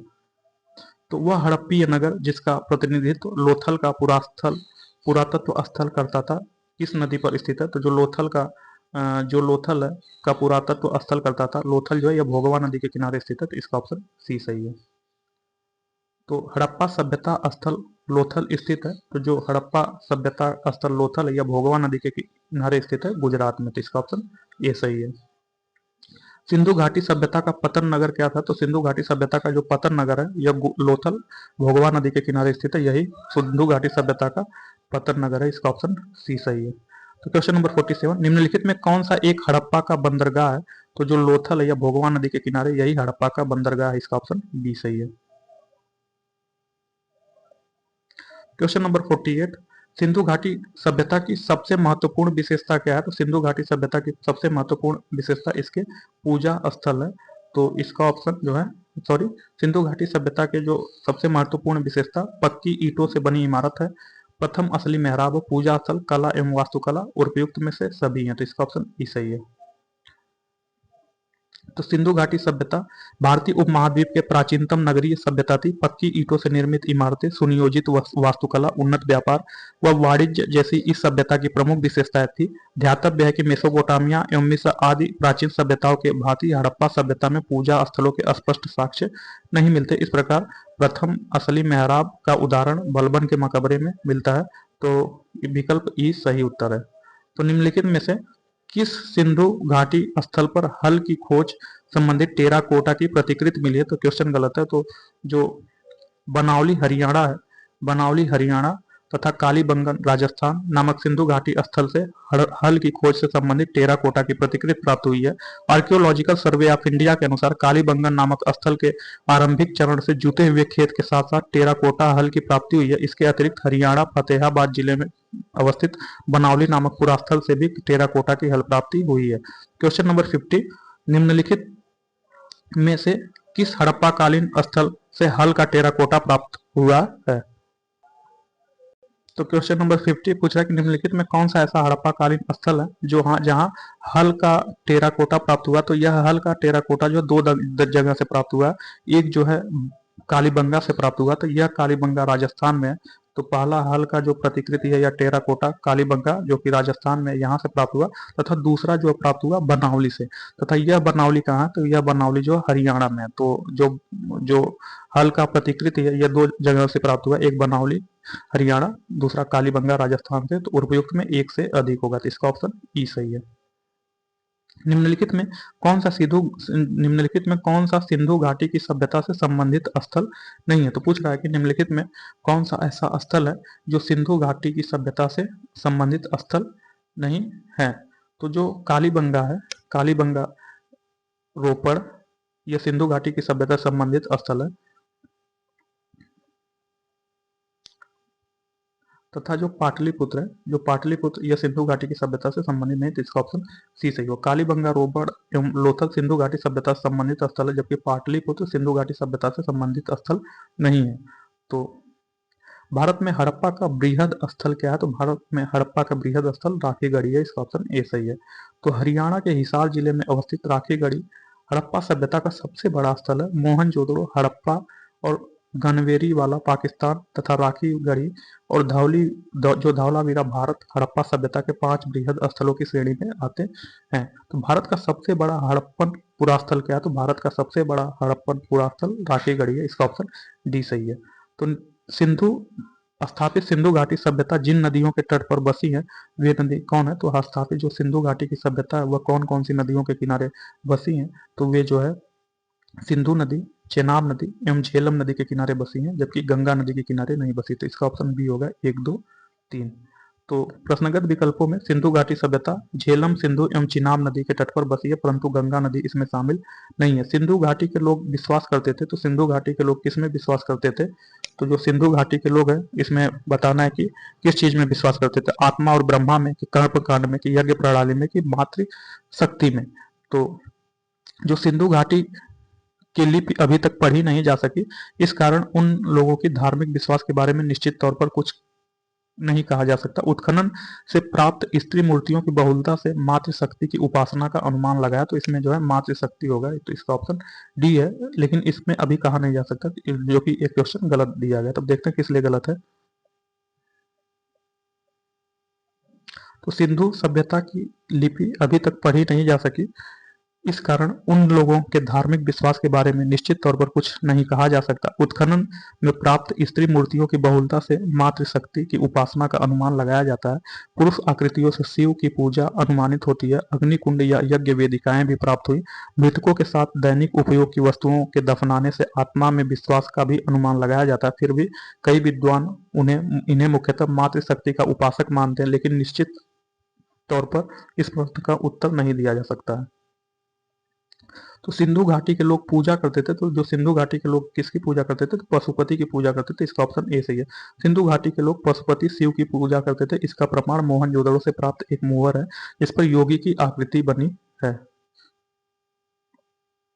मोहनजोदड़ो एवं हड़प्पा की पुरातात्विक खुदाई के प्रभारी कौन थे? तो मोहनजोदड़ो एवं हड़प्पा के पुरातात्विक खुदाई के प्रभारी सर जॉन मार्शल थे, तो इसका ऑप्शन बी सही। तो भारतीय पुरातात्विक सर्वेक्षण विभाग के महानिदेशक सर जॉन मार्शल के निर्देशन पर वर्ष 1921 में दयाराम साहनी ने हड़प्पा तथा वर्ष 1922 में रखालदास बनर्जी ने मोहनजोदड़ो का उत्खनन प्रारंभ कराया था। हड़प्पा के टीले के विषय में सर्वप्रथम जानकारी चार्ल्स मैनसन ने 1826 में दिया था। तो सिंधु सभ्यता को खोज निकालने में जिन दो भारतीयों का नाम जुड़ा वे कौन है? तो वह जो रखालदास बनर्जी एवं दयाराम साहनी है, तो इसका ऑप्शन ए सही है। तो निम्नलिखित में कौन सा सही सुमेलित नहीं है? तो क्वेश्चन नंबर 59, इसमें बताना है कौन सा सही सुमेलित नहीं है। तो जो हड़प्पा है, हड़प्पा की खोज जो है दयाराम साहनी ने किया था, तो ये सुमेलित है। लोथल जो भोगवा नदी के किनारे है, इसकी खोज एस आर राव ने किया था, ये भी सही सुमेलित है।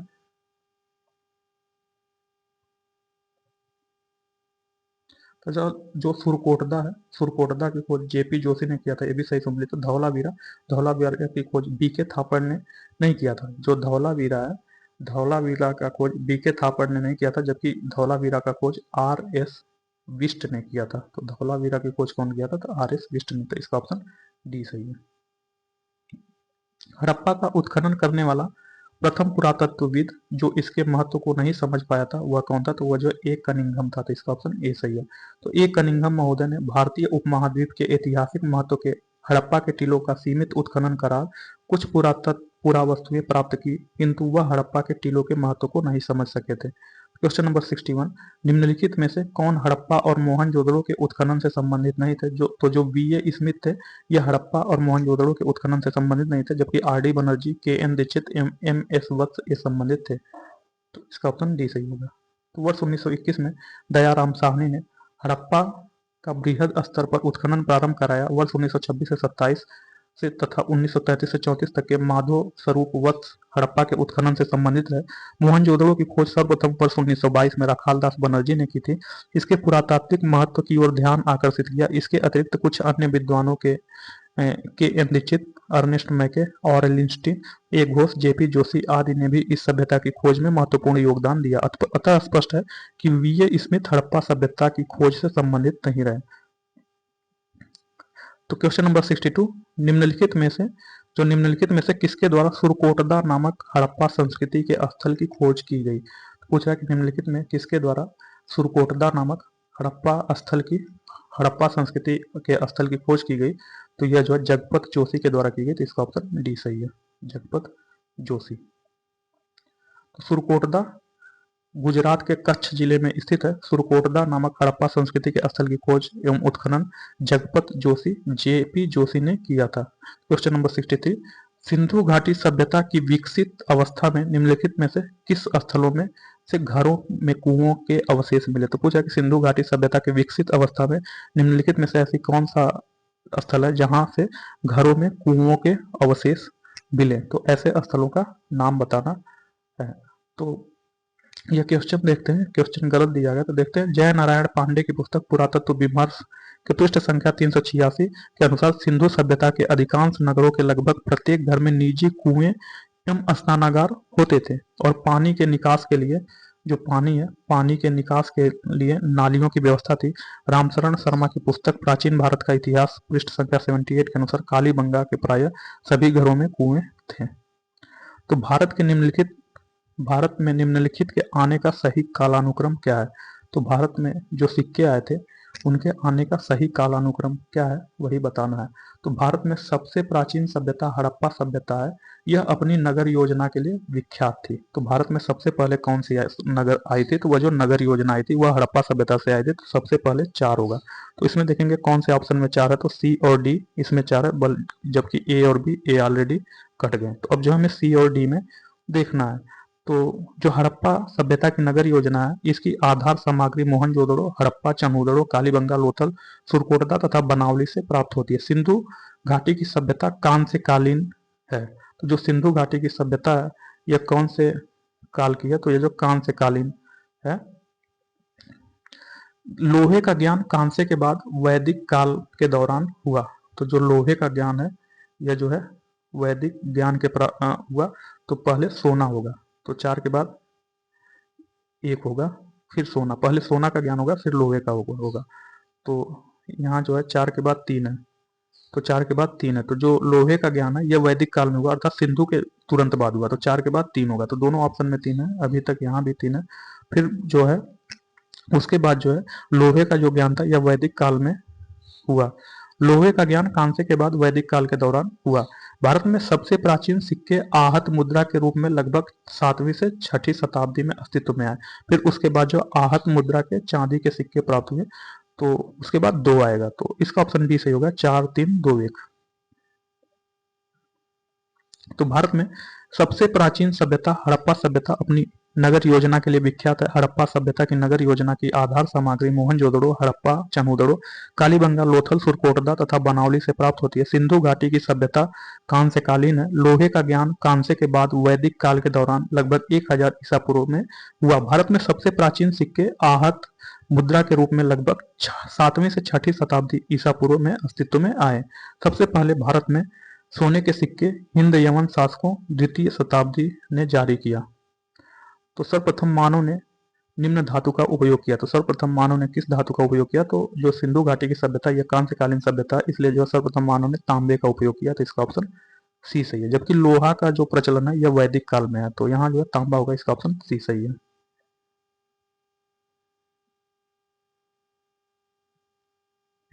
तो सर्वप्रथम मानव द्वारा तांबा का प्रयोग किया गया। विश्व के विभिन्न भागों में इसके प्रयोग की तिथि में पर्याप्त अंतर है। हाथी दांत का पैमाना हड़प्पी संदर्भ में मिला। तो जो हाथी दांत का पैमाना है यह कहाँ से मिला? तो जो हड़प्पी जो हाथी दांत का पैमाना है यह हड़प्पी संदर्भ में मिला। तो यह जो है बनावली से, सॉरी, यह लोथल से मिला। तो जो हाथी दांत का पैमाना है यह लोथल से मिला, इसका ऑप्शन बी सही है। तो हड़प्पीय सभ्यता, जो हड़प्पा सभ्यता भारत की प्राचीनतम सभ्यता थी। हड़प्पाई संदर्भ में हाथी दांत का पैमाना लोथल से मिला, यह गुजरात में लोथल है। तो क्वेश्चन नंबर 67, हड़प्पा कालीन स्थलों में अभी तक किस धातु की प्राप्ति नहीं हुई? तो हड़प्पा कालीन स्थलों में जो लोहा की प्राप्ति नहीं हुई है। लोहा की प्राप्ति कहाँ से हुई? तो जो है वैदिक काल से लोहा की प्राप्ति हुई है। तो इसका ऑप्शन डी सही है। क्वेश्चन नंबर 68, निम्नलिखित में से कौन सा स्थल घग्गर और उसकी सहायक नदियों की घाटी में स्थित है? तो जो बनावली है, जो बना पूछ रहा है कि निम्नलिखित में कौन सा स्थल घग्गर और उसकी सहायक नदियों में स्थित है? तो जो हरियाणा में स्थित बनावली है यह घग्गर और उसकी सहायक नदियों द्वारा स्थित है। तो इसका ऑप्शन डी सही है, बनावली। तो क्वेश्चन नंबर 69, निम्नलिखित कथनों पर विचार कीजिए एवं नीचे दिए गए कूट से सही उत्तर चुनिए। तो कथन 1 है, मोहनजोदड़ो, हड़प्पा, रोपड़ और कालीबंगा सिंधु घाटी की सभ्यता के प्रमुख स्थल है। कथन 2, हड़प्पा के लोगों ने सड़कों तथा नालियों के जाल के साथ नियोजित शहरों का विकास किया। कथन 3, हड़प्पा के लोगों को धातुओं के उपयोग का पता नहीं था। तो इसमें हमें देखना है कौन सा कथन सही है, कौन सा कथन गलत है। तो जो हड़प्पा, जो मोहनजोदड़ो, हड़प्पा, रोपड़ एवं कालीबंगा सिंधु घाटी सभ्यता का प्रमुख स्थल है। तो हाँ, ये सिंधु घाटी सभ्यता का प्रमुख स्थल है, कथन 1 सही है। हड़प्पा के लोगों ने सड़कों तथा नालियों के जाल के साथ नियोजित शहरों का विकास किया। तो हड़प्पा कालीन सभ्यता एक नगरीय सभ्यता थी, तो यहाँ जो शहरों का निर्माण था। तो कथन 2 भी सही है। हड़प्पा के लोग धातुओं के उपयोग का पता नहीं थे। तो हड़प्पा के लोगों का धातुओं का पता था। यहाँ जो सबसे पहले तांबा की खोज की गई थी, अर्थात इस हड़प्पा काल को कांस्य युगीन सभ्यता भी कहा जाता है। तथा यह हड़प्पा में लोहे की खोज, लोहे से परिचित ये हड़प्पा के लोग नहीं थे। तो यही कथन 3 गलत है, तो 1 और 2 सही है। तो इसका ऑप्शन ये सही होगा, इसका ऑप्शन ये सही होगा। तो क्वेश्चन नंबर 70, मोहनजोदड़ो तथा हड़प्पा नगर अब विलुप्त हो गए हैं, क्यों?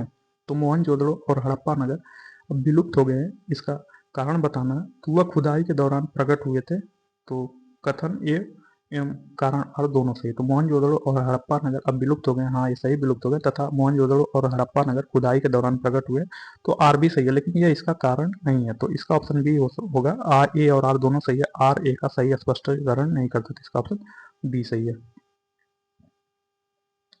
तो हड़प्पन संस्कृति के संदर्भ में शैलकृत स्थापत्य के प्रमाण कहाँ से मिले हैं? ये जो धौलावीरा से मिले हैं, इसका ऑप्शन बी सही है। तो धौलावीरा हड़प्पा सभ्यता की भारत में स्थित दूसरी सबसे बड़ी, जबकि प्रथम जो है यह राखीगढ़ी है, यह बस्ती में है। जो धौलावीरा है यह गुजरात के कच्छ के रण में अवस्थित है। यहाँ से उत्खनन के परिणाम स्वरूप हड़प्पा सभ्यता की अनेक महत्वपूर्ण जानकारियां प्राप्त की गई। इन खोजों में शैलकृत जलकुंड रिजर्वायर महत्वपूर्ण है। तो धौलावीरा किस राज्य में स्थित है? तो पूछा है कि जो धौलावीरा है यह किस राज्य में स्थित है? तो जो धौलावीरा है यह गुजरात में स्थित है, इसका ऑप्शन ये सही होगा।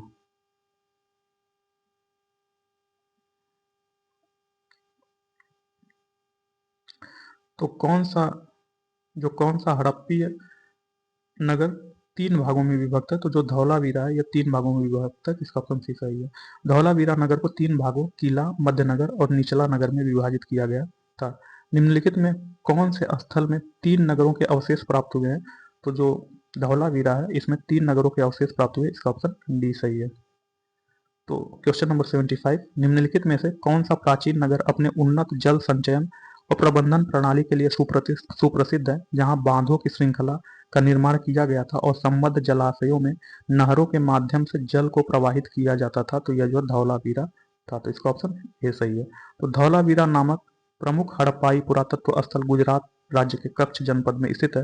धौलावीरा नियोजित नगर का एक उत्कृष्ट उदाहरण है। धौलावीरा नगर में अत्यंत नियोजित ढंग से अलग अलग नगरीय आवासीय क्षेत्र विकसित किए गए थे, जो संभवतः विभिन्न व्यावसायिक गतिविधियों और एक वर्गीकृत समाज पर आधारित थे। यह प्राचीन नगर अपने उन्नत जल संचयन और संबंध प्रणाली के लिए सुप्रसिद्ध है। यहाँ पर बांधों की श्रृंखलाओं का निर्माण किया गया था तथा संबद्ध जलाशयों में नहर के माध्यम से जल को प्रवाहित किया गया था। यहाँ से जल संचयन प्रणालियों तथा जल निकासी प्रणालियों के साथ साथ वास्तुशिल्प एवं तकनीकी रूप से विकसित सुविधाओं में नजर आने वाली उत्कृष्ट तकनीकी प्रगति स्थानीय सामग्री की डिजाइन, कार्यान्वयन और प्रभावकारी उपयोग में स्पष्ट रूप से परिलक्षित होती है। क्वेश्चन नंबर 76, एक उन्नत जल प्रबंधन व्यवस्था का साक्ष्य प्राप्त हुआ है, या जो धौलावीरा से प्राप्त हुआ है, इसका ऑप्शन बी सही है। तो निम्नलिखित में से किस स्थल से द्विशव संस्कार डबल बरियल का प्रमाण मिला है?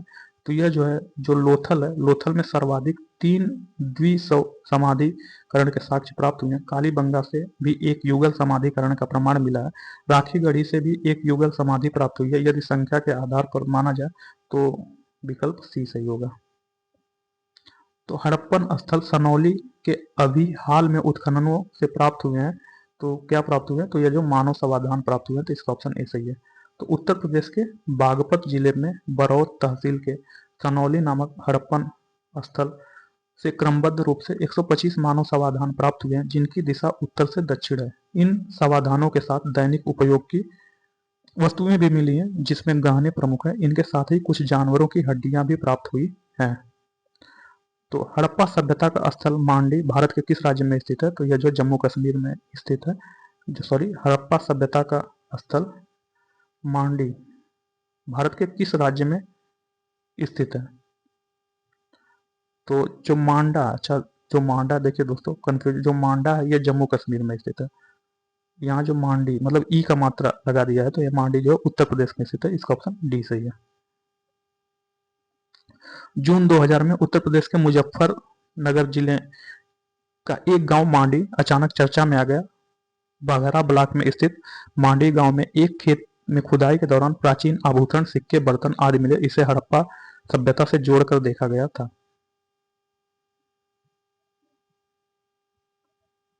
क्वेश्चन नंबर 80, वस्त्रों के लिए कपास की खेती का आरंभ सबसे पहले किया गया, यह भारत में किया गया, इसका ऑप्शन डी सही है।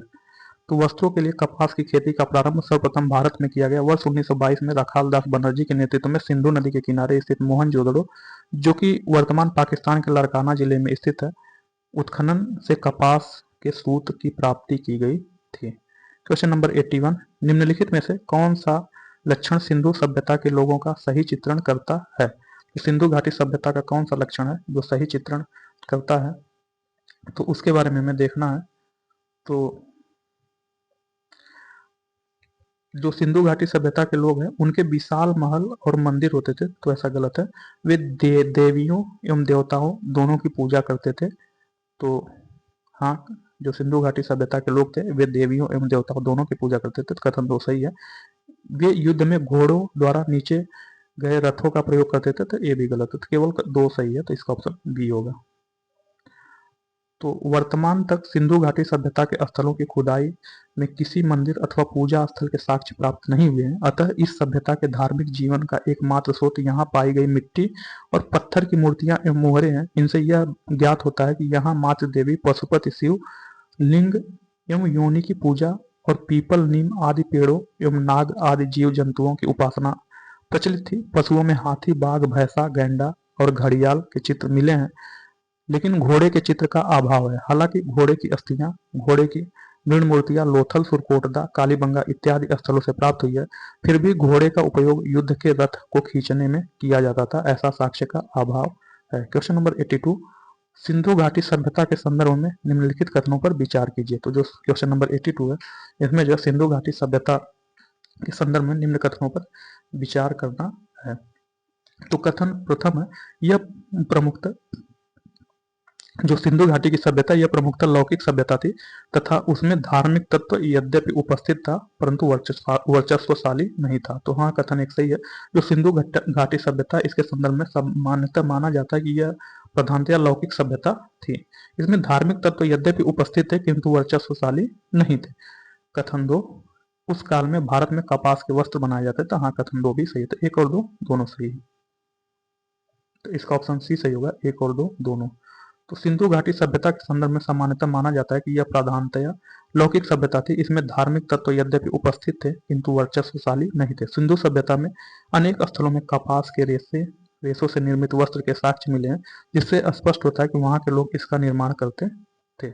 क्वेश्चन नंबर 83, निम्न स्थानों पर किस एक स्थान पर सिंधु घाटी सभ्यता से संबंध विख्यात मृषभ मुद्रा प्राप्त हुई है? तो यह जो मोहनजोदड़ो से प्राप्त हुई। तो इसका ऑप्शन डी सही है। तो मोहनजोदड़ो से प्राप्त कुबर वाले बैल की आकृति युक्त मुहर की कलात्मकता की भूरि भूरि प्रशंसा मार्शल महोदय ने की है। इसमें बैल के अंगों में उभार और शरीर के अनुपात में जो विशिष्टता दिखाई गई वह अपूर्व है। सिंधु सभ्यता से प्राप्त मुहरों में कौन से वृक्ष की आकृति मिलती है? तो यह जो है पीपल की मिलती है। तो सिंधु घाटी सभ्यता से प्राप्त मुहरों में पीपल की आकृति मिलती है। तो इसका ऑप्शन बी सही है। तो सिंधु सभ्यता काल में सर्वाधिक मुहरें सेलखड़ी की बनी हैं। इसके अतिरिक्त कांचली मूर्ति, चर्ट, गोमेद आदि से बनी मुहरें भी प्राप्त हुई हैं। अधिकांशतः मुहरें वर्गाकार या चौकोर हैं। कुछ मुहरें घनाकार, गोलाकार अथवा बेलनाकार भी है। सिंधु सभ्यता से प्राप्त मुहरों में पीपल वृक्ष की आकृति मिलती है। क्वेश्चन नंबर 85, निम्नलिखित में से किस पशु का अंकन हड़प्पीय संस्कृति के मुहरों पर नहीं मिलता? तो जो घोड़ा है, घोड़ा का अंकन हड़प्पीय संस्कृति के मुहरों पर नहीं मिलता, जबकि बैल, हाथी एवं भेड़ का हड़प्पीय संस्कृति के मुहरों पर मिलता है। तो इसका ऑप्शन सी सही होगा।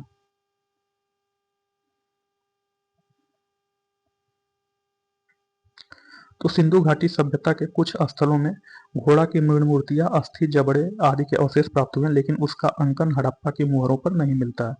तो किस पशु के अवशेष सिंधु घाटी सभ्यता से प्राप्त नहीं हुए हैं? तो जो शेर है, शेर के अवशेष सिंधु घाटी सभ्यता में प्राप्त नहीं हुए हैं, जबकि गाय, घोड़ा, हाथी इसके अवशेष प्राप्त हुए हैं। तो इसका ऑप्शन ए सही है। तो नीचे दिए गए विकल्पों में गाय और हाथी के अवशेष तो सिंधु घाटी सभ्यता से प्राप्त हुए हैं, किंतु घोड़े के अवशेष सिंधु घाटी के सभ्यता से प्राप्त होने के संबंध में विद्वानों में मतभेद है। आधुनिक उत्खनन के निष्कर्षों के आधार पर अनेक प्रख्यात विद्वानों ने घोड़े के अवशेषों के सिंधु घाटी की सभ्यता में प्राप्त होने के अभिगत की पुष्टि की है। दूसरी ओर सिंधु घाटी के सभ्यता के उत्खनन में शेर के अवशेषों की प्राप्ति का उल्लेख नहीं प्राप्त है। तो निम्नलिखित में से कौन सा जानवर सिंधु घाटी सभ्यता के लोगों को नहीं है? तो जो बैल, हाथी, घोड़ा, तो इसमें से सभी सिंधु घाटी सभ्यता से संबंधित है। तो इसका ऑप्शन डी उपयुक्त में से कोई नहीं।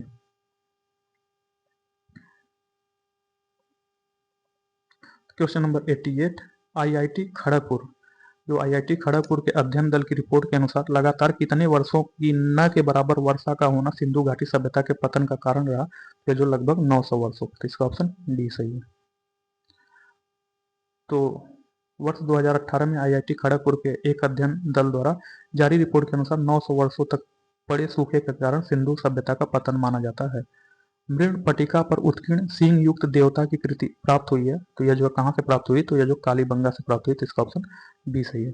तो जो कालीबंगा के मृण पटिका पर एक और दोहरे सींग वाले देवता का अंकन है। इसके अतिरिक्त मोहनजोदड़ो से भी सींग युक्त देवता का चित्र है। निम्नलिखित में कौन सी सभ्यता नील नदी के तट पर पनपी? तो जो मिस्र की सभ्यता है, यह नील नदी के तट पर पनपी। तो इसका ऑप्शन डी सही है। मिस्र की सभ्यता का विकास नील नदी की द्रोणी में हुआ। नील नदी विश्व के इस प्राचीन सभ्यता का आधार थी। मिस्र को नील नदी का वरदान या उपहार कहा जाता है, क्योंकि इस नदी के अभाव में यह भूभाग रेगिस्तान होता। मिस्र अफ्रीका महाद्वीप में स्थित है। इसके समकालीन सभ्यताएं सिंधु घाटी की सभ्यता भारत में, मेसोपोटामिया की सभ्यता इराक में थी। तो निम्नलिखित सभ्यताओं का उत्तर से दक्षिण का, जो निम्नलिखित सभ्यताएं हैं उनका उत्तर से दक्षिण का सही क्रम कौन सा है? तो यह डी होगा, एजटेक, माया, मोइस्का एवं इंका। तो एजटेक सभ्यता का विस्तार, तो जो एजटेक सभ्यता है, एजटेक सभ्यता का विस्तार मेसो अमेरिका के उत्तरी भाग पर था।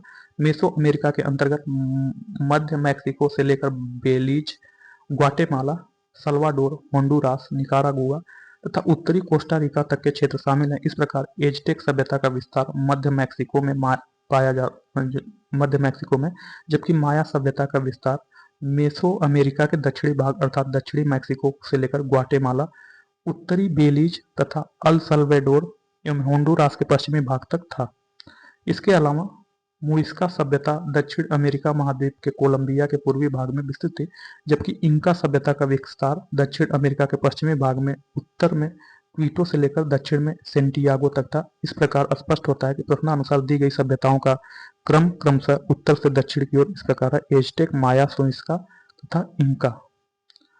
तो लेखन कला की उचित प्रणाली विकसित करने वाली सर्वप्रथम प्राचीन सभ्यता क्या थी? तो यह जो सुमेरिया की सभ्यता थी, इसमें लेखन कला की उचित प्रणाली विकसित थी, तो इसका ऑप्शन सी सही है। तो सुमेरिया सभ्यता के लोग प्राचीन विश्व के, जो सुमेरिया सभ्यता के लोग हैं, यह प्राचीन विश्व के प्रथम लिपि आविष्कार करता थे। इनकी प्रारंभिक लिपि का स्वरूप अत्यंत सरल एवं आदिम था। सुमेरिया की क्यूनिफॉर्म लिपि को सामान्यतः प्राचीनतम लिपि माना जाता है। तो नेक्स्ट जो है वैदिक काल है, तो वैदिक काल को दोस्तों नेक्स्ट क्लास में पढ़ेंगे। Okay, thank you, bye.